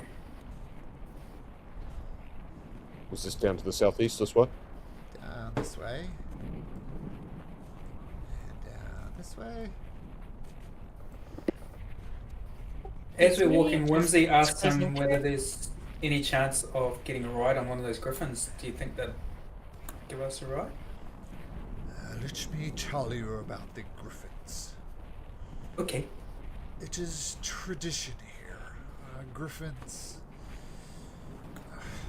It is a complicated tale, and there's something I must share with you. You can't help but notice there's a massive, huge crag cat over here. Just looking at you like cats do. Griffins are very sacred to us. When baby griffins are still in the egg, we separate them from their mother as best we can. And at the moment they hatch, the first eyes that they lay upon, we believe there is a bond formed between the griffin and the person it first lays eyes on. And over many years, over many challenges, even helping the griffin learn how to fly, this bond between griffin and master is engraved. Then, and only then, will the griffin allow you to ride it. So to answer your question, friend, while you seem interested in the griffins, yes, you may ride one. But you Yes, I must- heard yes. That's not. You can stop there. You It's all good. must stay with us. Again, another person faced with a decision. If you spend years here, perhaps then you can spend with a griffin. Aww. No, I'm good. Right. But speaking of griffins, we have a problem with our great birds. They're many years ago, the Worm Doom Crag and the Sky Tower clan, they worked together closely. But many summers ago, the children of Sky Tower challenged the children of Wormdoom to a game of goat ball. one of the children of Wormdoom, angered at being knocked off her perch, threw a ball at one of our griffins and struck it in the head, and it wounded her in return. Anybody who knows anything about griffins is do not throw rocks at them. The game was called off. Days later, Hunter from Wormdoom climbed our mountain and slew the griffin in its nest, a grave insult. And we've been at war ever since. Which lead us to a bigger problem that we have. Our griffins' number are decreasing day by day. A great creature of the winter comes and hunts our griffins. And it hurts us. We lost 2 but a 10-day ago. Without the griffins, we fear nothing but ill omens for our tribe. But anyway, I do not mean to pester you with our problems, but please, make yourself at home. Do you think that this beast is at the beck and call of Oriel, the Ice Maiden, because we have sworn to destroy her evil influence in this land and free us from this endless winter? You speak of Oriel, you speak of the endless winter. You are against Oriel? You plan to end this winter? If we are able, that is our intent. Makingo had also told me as we travelled that you were searching the mighty druid Oyumantok for that, and I believe this group of worthy travellers have allied themselves to Oyumantok and may be able to tell you something of his location. May he be able to assist you in this problem. We have not seen Oyumantok for a while. His presence and his guidance and his counsel would be most welcome. But to answer your first questions, I cannot say for certain that this creature is allied with Ariel. Excuse me, you, Harangon. What are you doing? Look cozy. Please stop.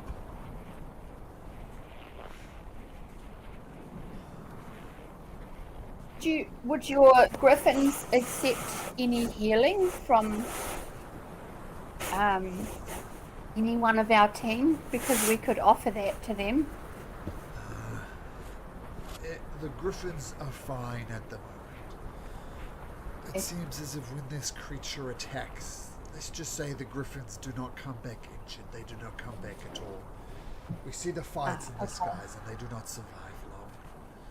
Oh, so it's a sky creature. Yeah. Yeah, a creature of the sky for sure. As I said, we cannot say for certain that this creature is a servant of Ariel. What we do know for certain, it is taking great advantage of this river and this winter. It is thriving in these conditions. So it is a servant. It's not a white dragon. Yeah. I believe it is a white dragon. Ah, crap. A big white dragon? Aren't all dragons big? We have ourselves recently fought the wormlings, the dragon young, and I can show you here these scales that we took from the carcass of one that we killed, and one had escaped. So we wonder, is this one of the wormlings? Because perhaps we might be able to ambush and kill this foul beast. Oh, it is no wormling. Damn it. It is quite a large beast. Put it this way, you can take down one of our griffins without even thinking about it. Oh, well. So what do you reckon, Tarvin? Is this something that we might be able to shoot from the skies? having tussled with this, most likely this very being before, I don't think we have any chance, even in numbers, of taking this thing down yet. Unless we can find its lair And what? and attack it and try and kill it. We could all fit inside its jaw at one time. It's pretty big. He's killed one of our friends before. Garrett, you might remember. That big Scar. one. Yeah, no, we don't want to go near there. I've heard stories. You've So encountered that, this dragon Ab- before? What did it look So like? we fought the mighty dragon Aventurus, who has roamed these lands for many years. So do we Like, think this we've been is one and destroyed the one of same its dragon? hideouts. It is not Iventurus. I know the There's dragon another you white speak dragon. of. It is a different white dragon. Okay. Well, the north must have loads of them. At least two. I've heard legends of Iventurus and the rider that rides upon it. Truly ancient beast. The older dragons get more powerful they can become. While What this do you know beast about- is mighty, it is no Iventurus. Okay. Incidentally, what do you know about this rider on Aventura's back?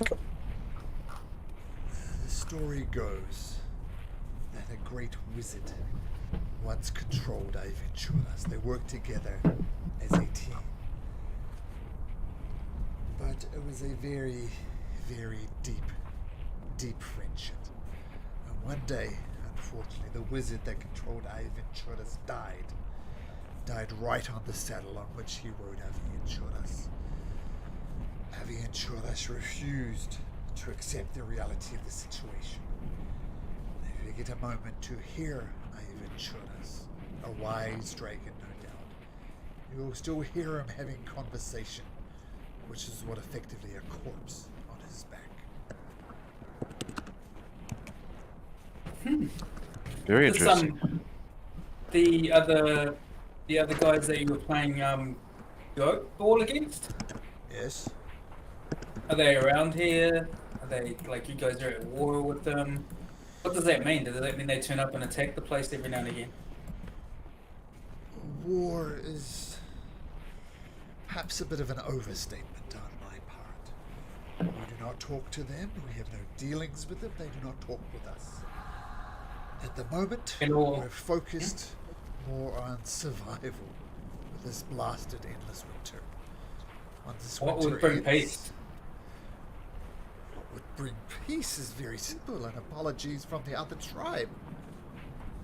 You go fully. speak to Okay. Ogolai, the chief of Wormtomb Crag, and get me his bringing me his cloak. He will not give up his cloak lightly, and I will take that as they have apologized and we can move on. But they must admit that they killed one of our griffins out of spite. As you Huh.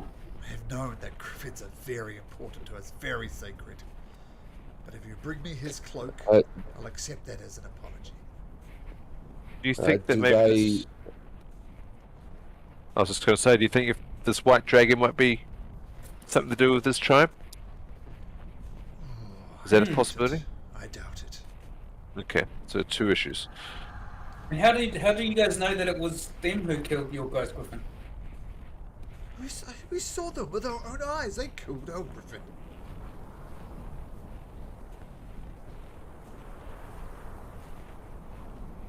Whimsy goes, well, what about this gold bar here, right here in my hand? See this? Yeah? You want it? You're offering me You can have it if you want. Yeah, except that it doesn't exist. She makes it disappear. Could have been magic that set the other guys up for the kill. It is a It's my point. possibility. We value the axe over the arcane. It is unlikely. Huh. Yes. What of this dragon? What do you think? Well, I cannot speak for the full group, but perhaps we should have a look and see, since it's not adventurous and we have managed to successfully hunt one of the wormlings, perhaps if we were to ambush this creature in some way, we might have the advantage and be able to free this tribe from the and their griffins from the predation of this fell beast. I think some fire magic would help too. Yeah, got plenty of that. Well, we can go size it up at least. So just thinking about this in terms of range, I know, Tarvin, you've a ranged weapon. I Yep. have my bow. I believe, Bugs, you have a bow as well. Is that correct? Yes, yeah. Shajaya, do you have ranged attacks or? I have Either bow or spell? I've got a long bow. I think that's it. That's good. Oh, only close range, like 10. The other things are, how do you pronounce it? Melee weapon? Melee weapons, yeah. Yeah, Like swords and axes, up close weapons. yeah. That's all I have, yeah. One long bow. So, but a longbow gives us range. So, other than Yeah. boy, Whimsy, you have magic that might be fired at range. Yeah, 120 feet. Yeah.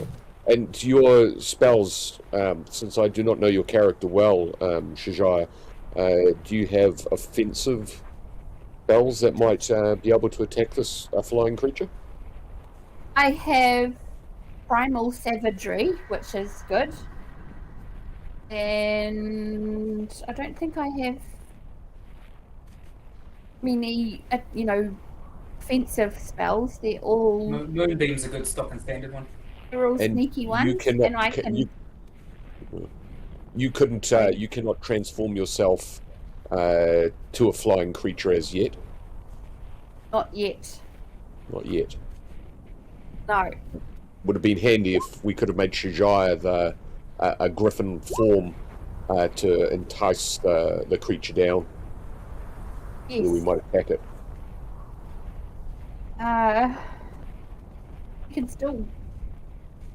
You can still think of a way to entice the creature. Do you have speak with animals? I think I got rid of that because I swapped it for. I don't have that anymore. Do you? You have that, and so does Bugs, doesn't it? No, I don't have it. Doesn't he? 2 points Ah. that you would know. Dragons are not animals, they're their own special things, and they can generally communicate in common. It's not a challenge. No, I think we were thinking about befriending one of the griffins, potentially. Oh, I see. So we have an animal friendship potion. I have a spell that might be of some use where I can bond with a beast and know its thoughts and let's have a look what else does it say. A telepathic link for a beast that counts as sort of like being sort of charmed by you. Although it depends on their intelligence, they might be too intelligent for that. Yeah, all of my animals would probably look like prey to a griffin. Oh, well, that's I've got detect thoughts, and that's about it. Use with a griffin sense. Well, so do you guys think that this is something that we should attempt to do? At least to observe this creature and see if we can intervene? Yep. Yep. Tarvin is hungry for some bloodshed. Let's go. Well, I must be surprised you've brought us the axe. Now you offer help with this problem. It is truly remarkable. We've been Well, it is- trudging through the ice all day, haven't we? Is it nearing night time? I mean, more than time. Yep. Well, we have found that as we have travelled from the 10 towns into the wilds of Icewind Dale, that the more people that we have met and befriended, because we all find ourselves in this endless winter, and what assistance we can offer to each other builds strength and unity. Already we have recruited several of the towns to our side, and even one of the Reghead tribes now stands ready to stand with us if there is a final confrontation with Oriel. What's my persuasion skills like? Good am I at that? Not very. Okay. It says here with detect thoughts, telepathic wisdom is a feat that I have. You can speak telepathically to any creature as long as you share a language. You can also learn to detect thoughts and cast the spell after a long rest. You can also cast the spell using spell. So I could. Does that mean I can communicate with the griffins telepathically? Do you share a language with the griffins? Well, so far I know I can speak another language, but I haven't chosen it. How convenient. Yeah. You would not. Griffin is not a language that you'd learn naturally. Right. Like, what reason would she What? have in her past to learn Griffin? Doesn't make a lot of sense. Oh, well, that was a good try. This, Do you think what? this is a good use to communicate surreptitiously with your party members when you don't want other people to hear? It could be a good use for that feat. Okay. Oh, you mean? Sorry, I thought you were making another reference to us our inability to whisper properly on the chat window. Oh, well, Or you could How just use rude. whisper. Yeah. requires a spell. And Malumak, I know you're in mute, but congratulations for successfully whispering me a message. That is fantastic. Congratulations. Someone Cool. pulled it off. Oh, good. So you mean you don't get to watch out, read out whispered messages as GM? No. If you whisper to each other, I don't see them. Oh, okay. All right. Sorry. I thought you might have been picking up on some of the things that we were successfully whispering in the background. Nope. Oh, only my bad. those. I didn't realise. I will include the whispers then. No, it's- When you whisper, can you just append more than one name so it goes to 3 people at once? I don't think so. Let me try. Yeah. That was what I was trying to do before, and I was getting sick and tired of trying to Nope. copy and paste my message. No, one at a time. Okay. Well, excuse me. Well, this is good news. Please stay with us a while, rest. And I heard talk about flying with griffins, talking with griffins. Please don't.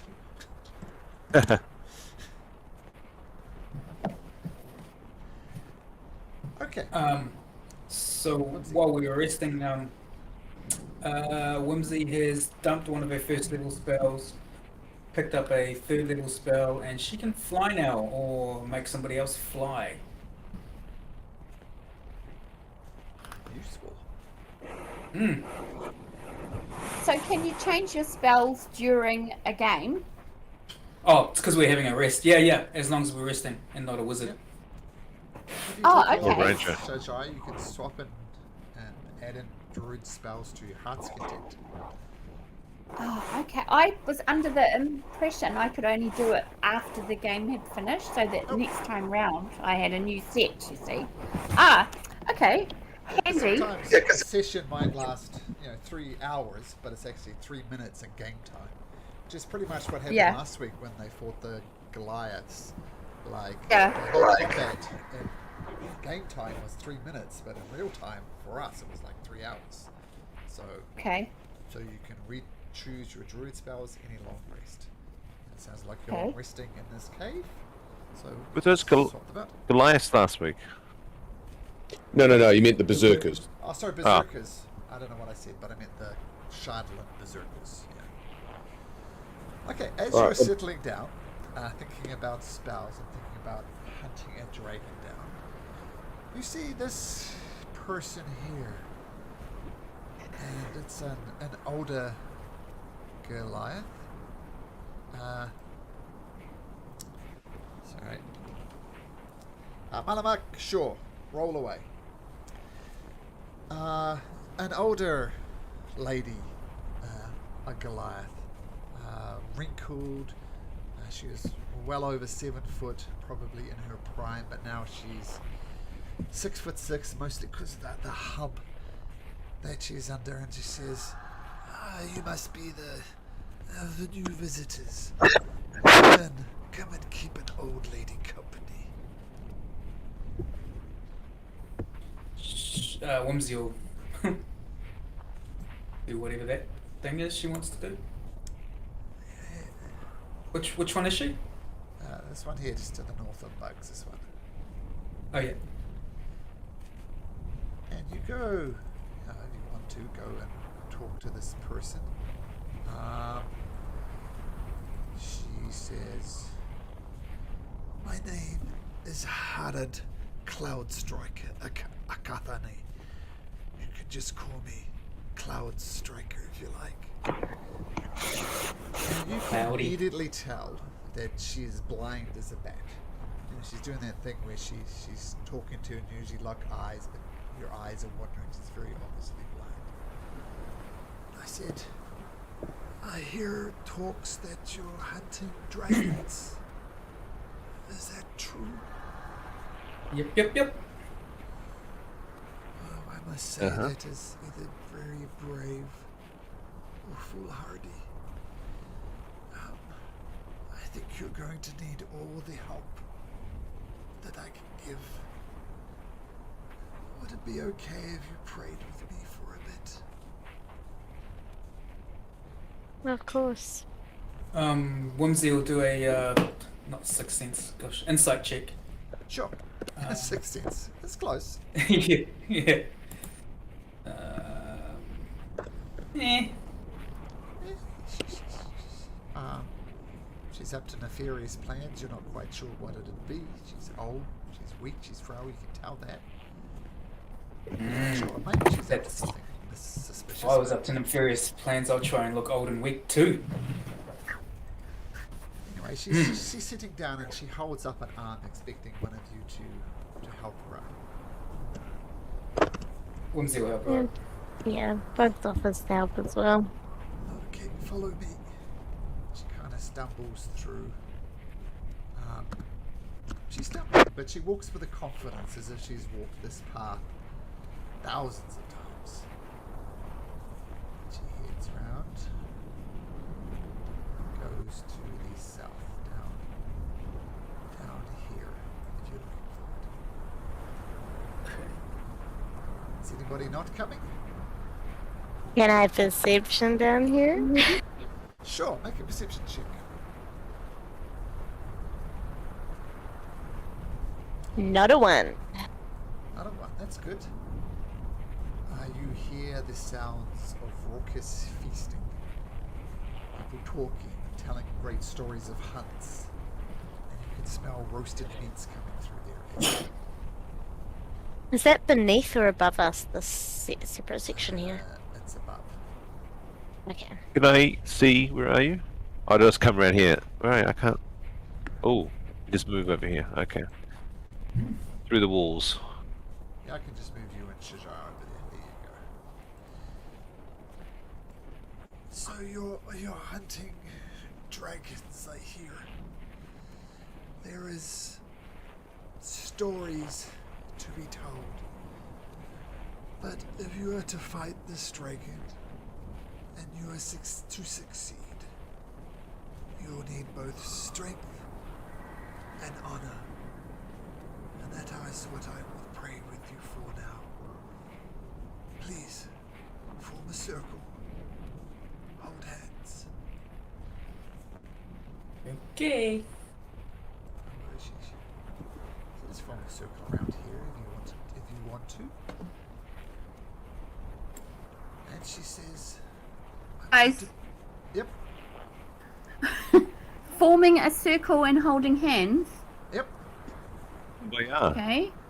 This is so suspicious.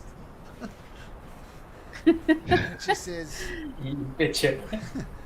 while you might not understand my words, please try and listen beyond the words. Try and listen to the message. And think of the things in your own life that brings you strength. Think of the things in your own life that bring you honor as well. And she starts doing a chant. And it's kind of like listening to someone in a foreign language. Sometimes you hear word like honor.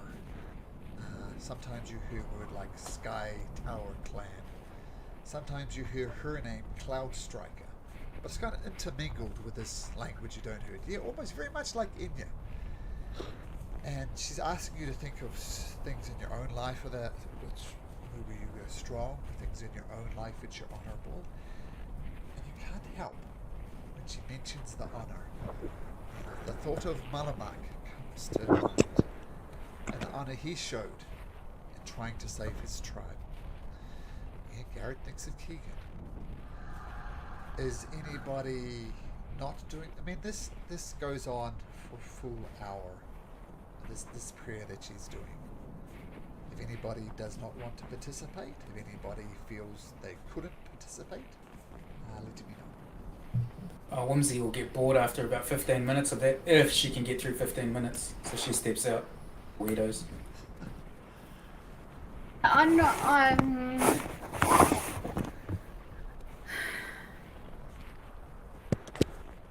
am suspicious.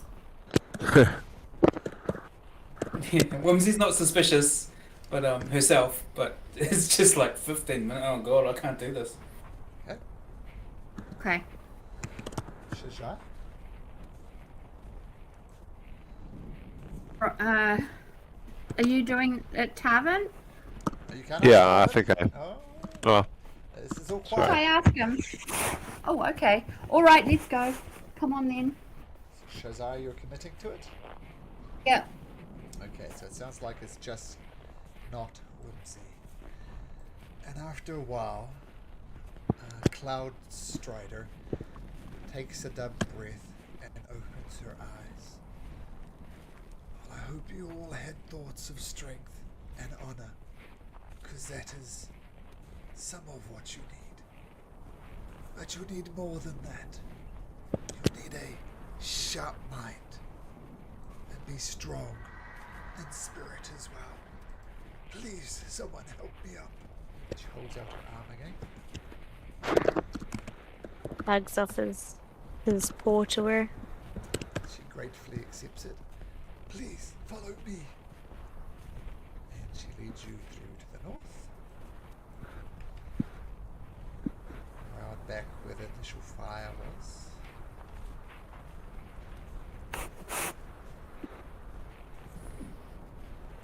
And into the cave where the griffins are. ooh. And she takes you right down into where amongst the griffin nests. And you see someone who's obviously a training. This little baby griffin here. Trying to picture of a baby. Aww. No pictures of baby griffin, but it is a baby griffin. She says, as we sit here in this very sacred place to our tribe, place where the griffins are trained and the griffins are soared, and we look to the griffins for wisdom and insight. We are much reliant on them. We celebrate the mind of the griffin and the spirit of the griffin. And this is also what you need to defeat this dragon if it comes to that. You need to be both strong in mind and spirit. So as we sit here in the midst of these griffins, we will pray together once more and think of times which are important to you. Things where you felt your mind solved a problem and muscle would not. And think of the things that give you joy. People often think of family when they think of spirit. But you might think of a tree, an animal, a place, anything that gives you peace and tranquility. So as we pray, think of times when your mind has solved problems when your muscles could not. And think of places that are spiritual, in the arms of a loved one, beneath an ancient tree, perhaps with a beloved pet. And once again, she closes her eyes, invites everybody to hold their hands, and think of those things. Whimsy, can you last an hour?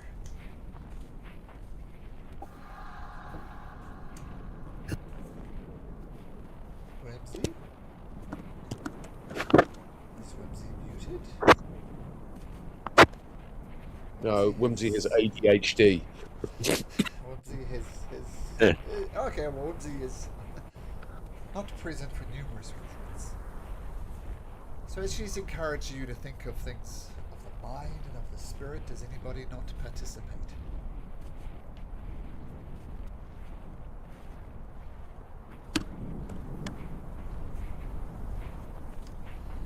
Oh, sounds like we all are. Okay, so, nice, Whimsy, I like it. Whimsy's in.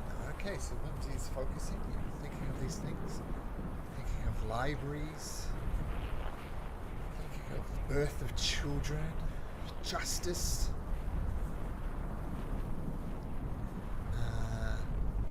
reigned by the fire, very spiritual places, boy thinks of food, poems, good stuff. And as you pause and think about these things, getting caught up in this chanting, rhythmic thing that Cloud Walker is talking about, you eventually come to after it, almost like a meditative prayer. And she says, the spirits have listened to you. Those who participated, who the spirits thought committed themselves to the job, you'll find a stone in your pocket. And reflectively, you all reach down, and you do find, except for Whimsy, 2 stones in your pocket. Whimsy, you only find 1. And she says, can you hear me? oh, we can hear Yes. you now. Yeah. Oh, cool. We lost you there for a second though, I think. Yeah, so Yeah, you my find, microphone was knocked out.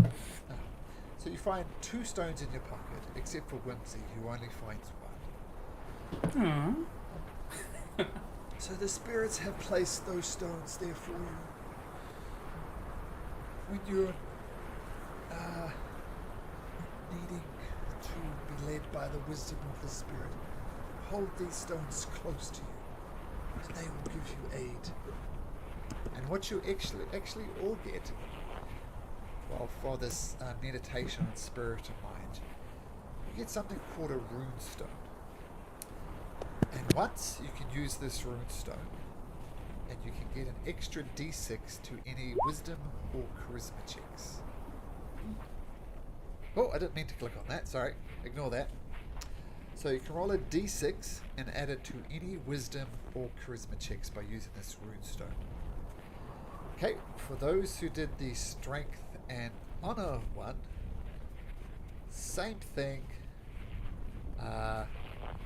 Strength check or weapon attack roll. So it almost acts like a bardic inspiration.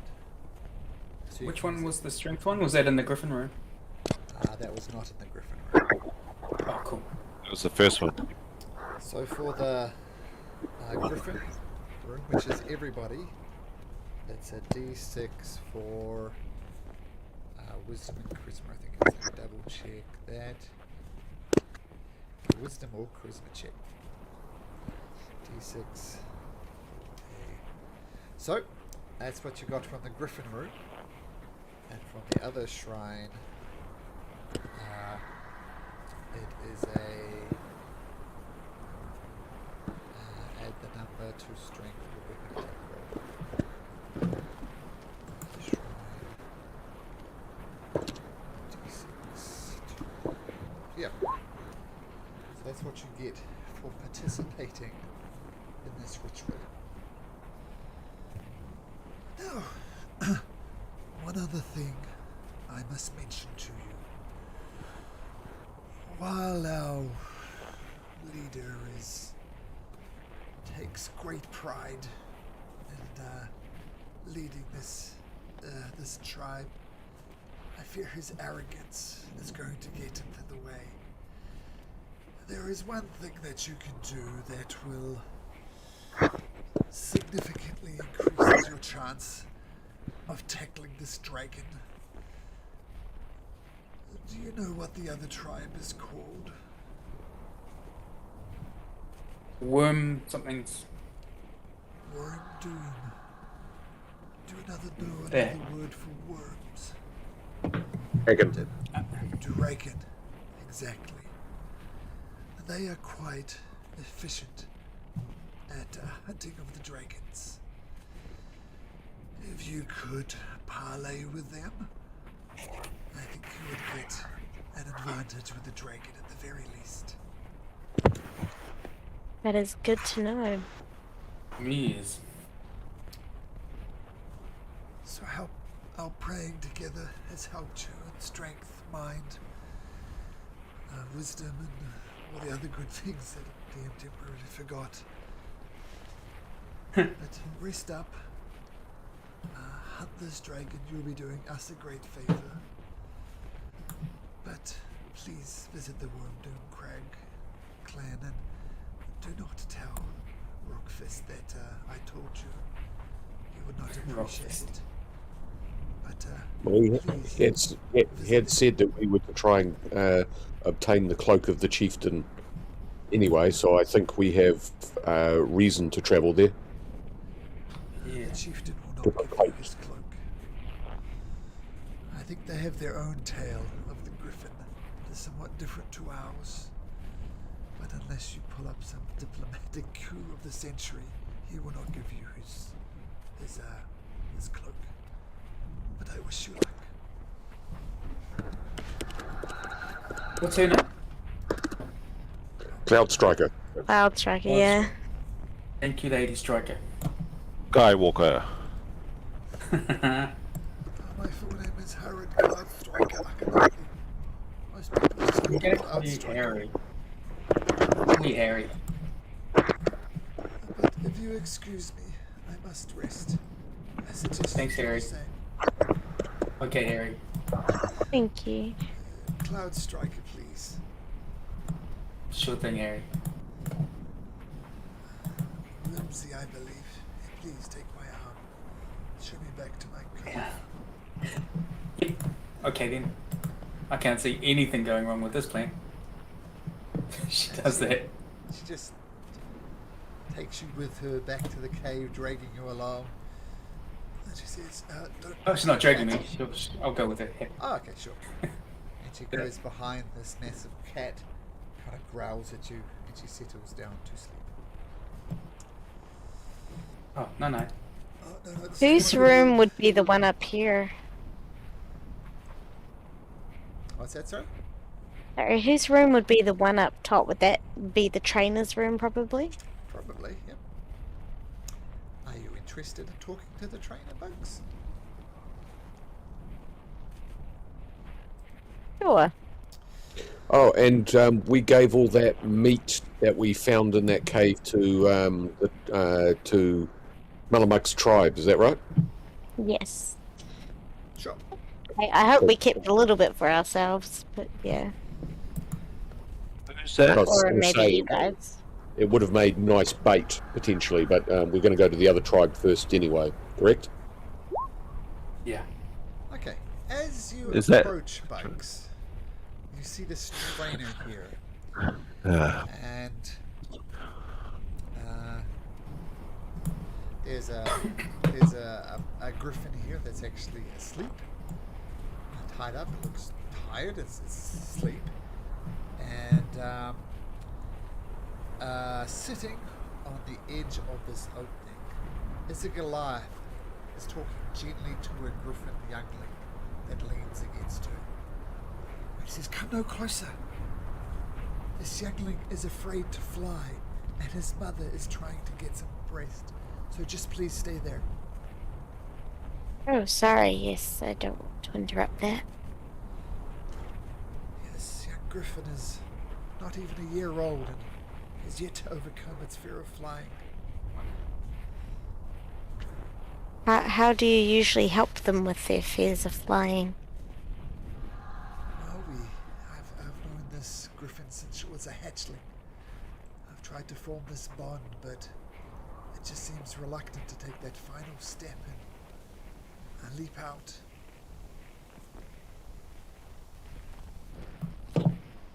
Because it's... Sorry, what were you saying? Are you familiar with griffins at all? Well, I'm not so sure about griffins. I am familiar with large flying creatures in the sky, yes. Okay. And you see the young griffin looking quite frantic and scrambling around, looks panicked. And you see, excuse me, he's trying to calm it down, not having much success. Come on, youngling, you can do it. There's nothing to I be would afraid like of. to take some of my rations out. Maybe if I've got a bit of fish or a bit of that leftover meat. No, please don't. This is very sacred. It's important she does it of her own will. Bribes are no good.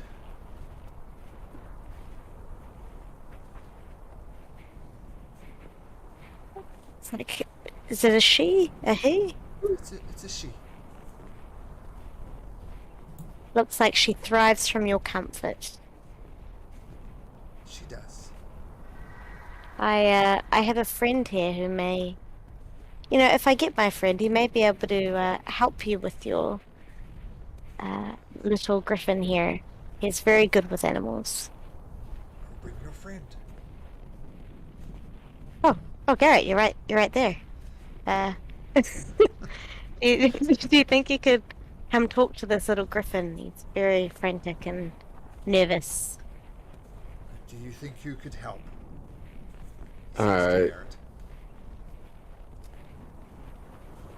Yeah, I have some experience with training of animals. In fact, my trusty wolf boy is exceptionally well trained.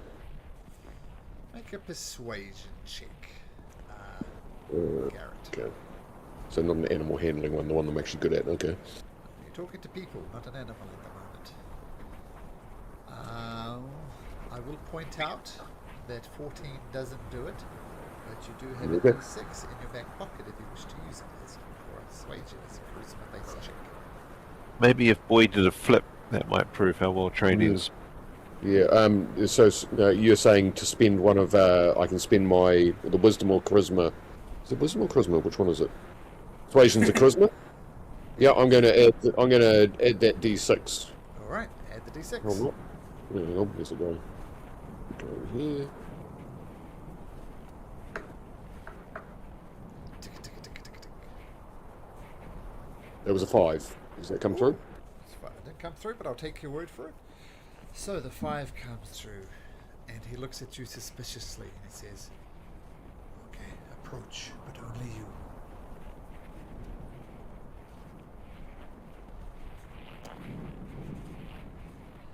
Okay, what do you do to calm this animal down, Garrett? I have within my spell list a spell called Beast Bond. Okay. I do not know whether this will work because if the animal is particularly intelligent, it might not bond with me. But it says that I can establish a telepathic link with one beast that I touch that is friendly to you or charmed by you in that sense. And And it says the spell will fail if the beast's intelligence is 4 or higher. But until the spell ends, a link is active with you and the beast within your line of sight of each other. It can understand your messages, that sort of thing, so we're able to communicate. So that's what I'd like to try and do. I also have more handling of... Sorry? Can you bring up the description for Beast One, please? Alright, I was reading it off the thing there. How do I bring it up in the VTT? Let's have a look. This is under Garrett. If you click on the ability, right next to it, it should say bring up description over on the right. And you So click on just the like spell put the cast button? Is the there cast we go. button? Oh, it's spells. Yeah, there we go. Yep.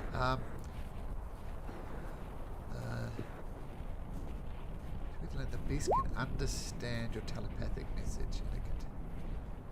Okay, so it's not like you can talk to it. You can talk to it, but it won't respond back with any. Yeah, any I'm not expecting to have a conversation. What I'm going to try and do is project calm, because it is obviously agitated and worried. And I think the thing that we're trying to get it to do is to encourage it to safely attempt a little fly across the cave to its parent. Is that the parent, the other animal that's there? Is his parent, but he's trying to get it to jump off a cliff. Yep. Oh, I see. All right. To fly. Here was me hoping that my animal handling. So what I wanted to project is the feeling of spreading, well, what would be my arms, its wings, out, and joy. So the joy of swooping through the air is what I want to project into its mind telepathically, if I can. Sure, and Nice. absolutely you can. And you do project that. And you get back fear. Just fear is the overwhelming emotion you get back. But let's see how well you do. Make me an animal handling check at advantage. Okay, hang on, what happened there? That was the first one, sorry. Didn't really advantage. There we go. The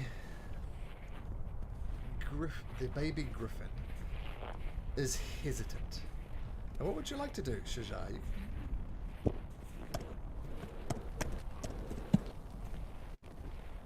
Shajai, are you trying to help out in some way? Sorry, on mute. Yes, I thought I could do an animal handling check as well. Sure, make me an animal handling check. Okay. Oh, sorry. Not so good. Well, still pretty good with a +7, 11. Yeah. So you're trying to encourage this baby bird, getting the joy, and Shajai is kind of offering advice as well, trying to calm the bird down. And eventually the bird stops looking so frantic, and it calms down. And instead of fear, there's still a hint of fear there, but it's getting overtaken by emotions like bravery, courage, strength, honor. And the little baby griffin whoosh, soars out, plummets 1,000 feet to its death, and is crushed on the ground. Oh, jeez. I'm kidding. It takes to the currents, flies around beautifully, and does a wonderful God. job. And gets the joy of flying, and it spends a good 10 minutes just riding the currents out there. Sorry, that seemed a bit traumatic for people. I was just kidding. It's flying. After about 10 minutes, you admire this bird, just enjoying, and then eventually it seems to tire itself up, comes right up next to Garrett, leans against Garrett, looks up at Garrett, and then settles between Garrett and its mother, and quietly goes back to sleep. Goes to sleep, I should say.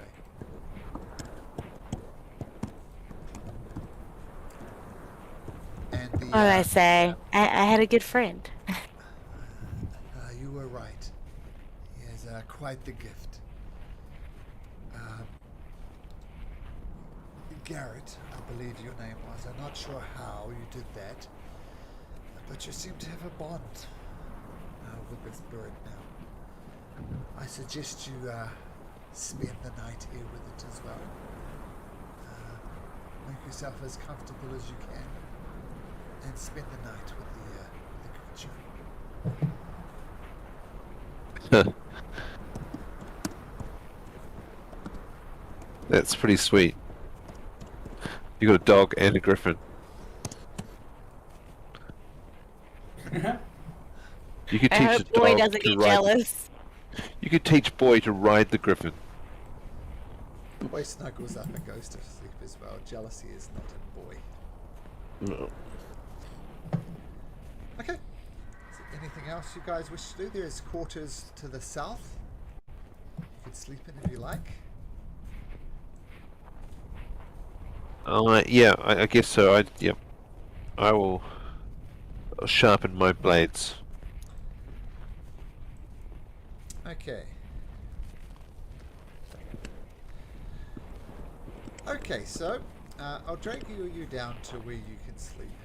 All the way down here. That's Cloud Strider's room. You can stay out of there. I thought she wanted to be in there. No. And there's sleeping quarters down the south here, as you can see now. I'll drag. Boy's asleep up the top, you can't see.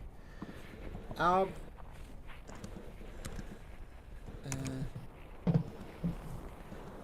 notice, everybody down in the southern chamber, that up the top here is some gold, some gemstones, some statue, some type of golden bird cage, and a potion of some sort.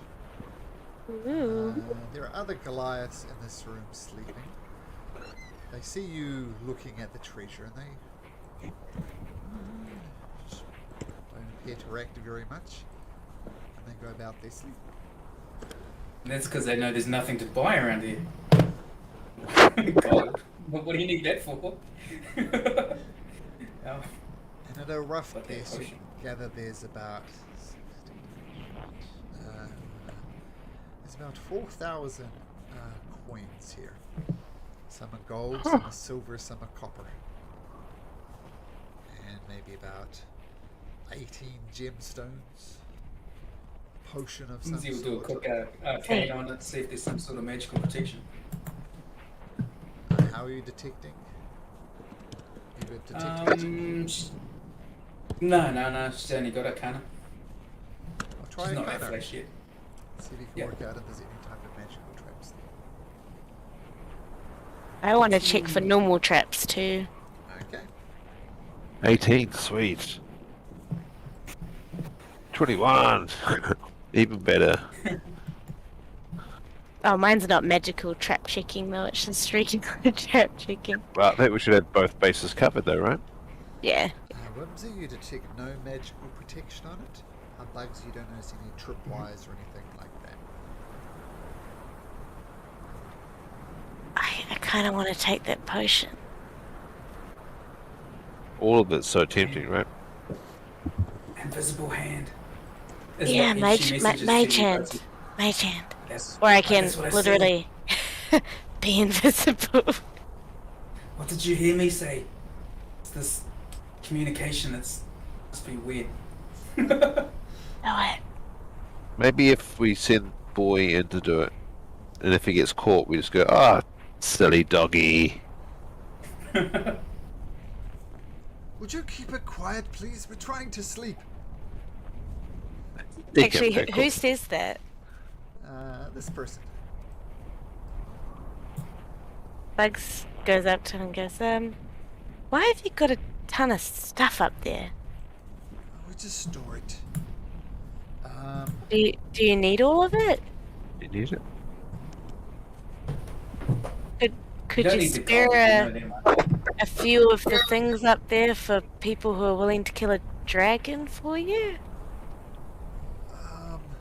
Maybe we would get that after we succeed. Occasionally we do travel to the 10 towns and they value these metal pieces. So we'll just keep it if it's all the same to you. Where did you get it from? What about the potion? What about the potion? Valuable What trade do you know? commodity. Yeah, what kind of potion do you trade it as? Cloud Strider did identify it for us once. What's it called again? It was just look it up here. It was a potion of what was it? Potion of flatulence? No, that's not right. Potion of gas. Potion of gaseous form. That's it. Oh. Interesting. You know, I just spoke with Cloud Striker, and he was asking us to sort out a problem for you guys with this dragon, and you know, we offered to do it. We didn't realize you guys could have bargained with us. It would be really cool if you know, we defeat this dragon. If you could help us out a little bit, we're struggling too, you know. You said you talked to Cloud Strider, and what did you say to him? Sorry, Cloud Striker was the woman. We spoke to your leader as well, and he asked us to defeat this dragon for you, which we agreed to. Oh, I see. So I thought for a second you said Cloud Striker, and then you said he. Which raised my suspicions. Make a persuasion check, Bugs.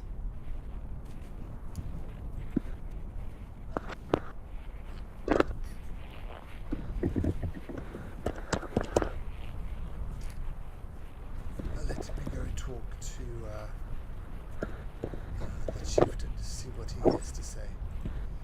I appreciate that. Thank you. And they leave the room. The other person is snoring loudly. Yeah, you guys happy? I didn't. I resisted the urge. I could still steal it right now, but I'm not going to. Right? We I'm could not. just buy it Right? off them. We could buy it off them. Well, we'll be back. But then again, no time like What the type present. of vial is that? Oh, never mind. It's a grey crystal. It's a little. Yeah, the potion container seems to hold fog. So this is just fog inside of the potion. Okay.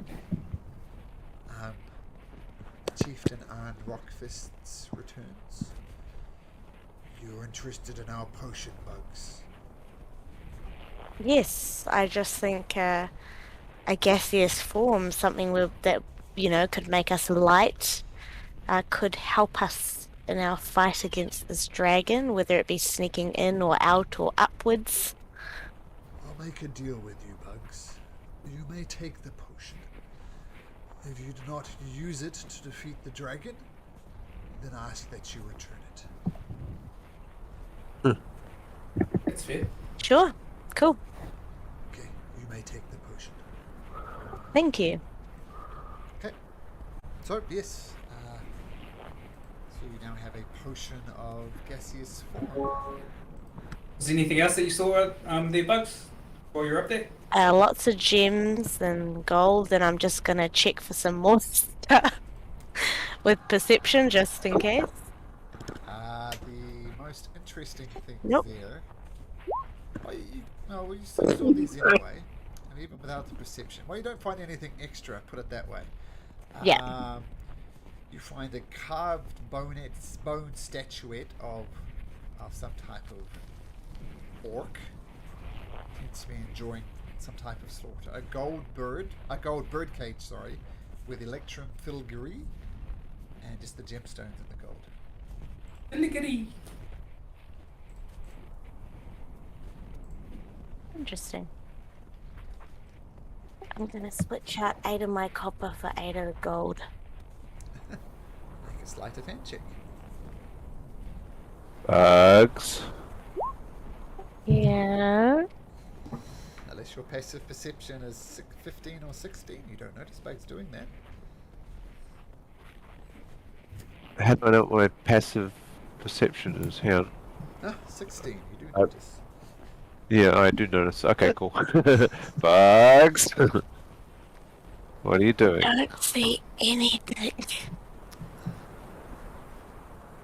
It's for the cause. It's gonna go into a group, help the poor.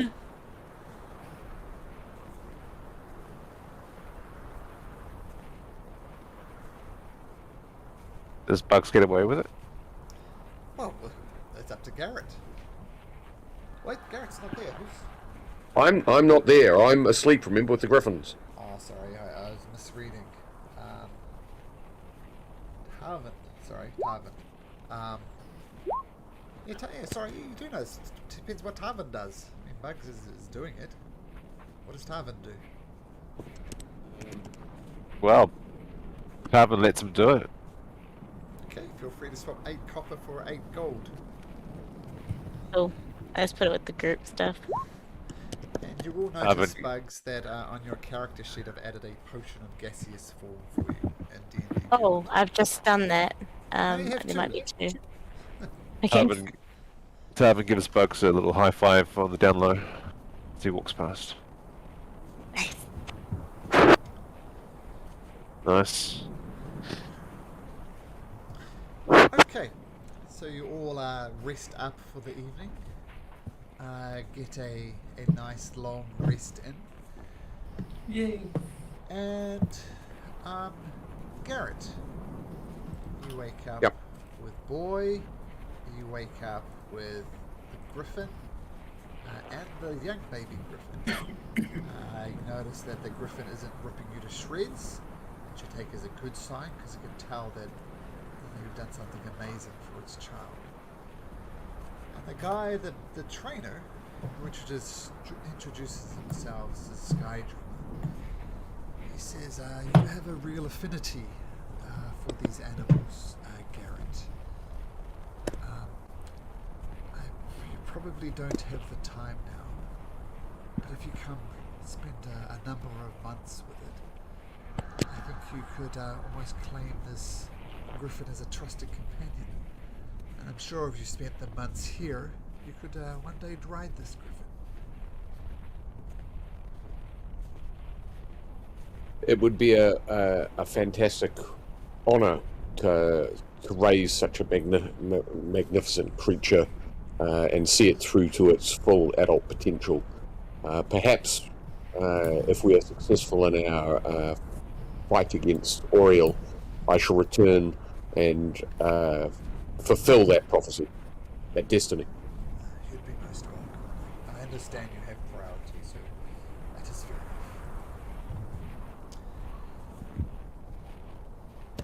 enough.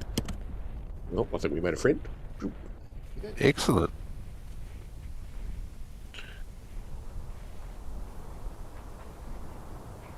So I'm going to go back to the meeting cave, the central one. Central fire, where was that? I didn't see where everybody else went to sleep. Let's do it. Yeah, Malumak, that's how you do it. The roll dice is who you're trying it in Discord. Exclamation mark R space 5D12.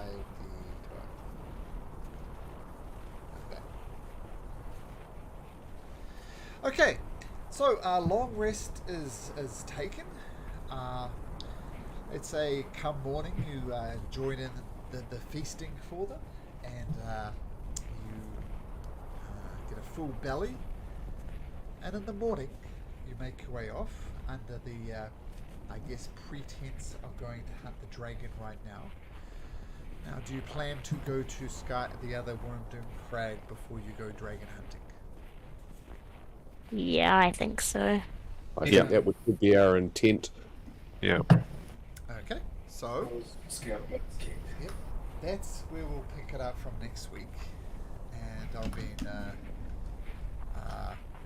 messaging Malumak back and forth on the down low, and he will have a character ready for next week. The White Dragon. Plot twist, he's a white dragon. Yes, but we'll see what happens, but I don't want to spoil it, but an interesting idea in mind. Okay, but I got to bounce. Get me some sleep, and Cool, we'll see man. you guys Thank you. next week. Cool, thanks, Yeah, Doc. thanks.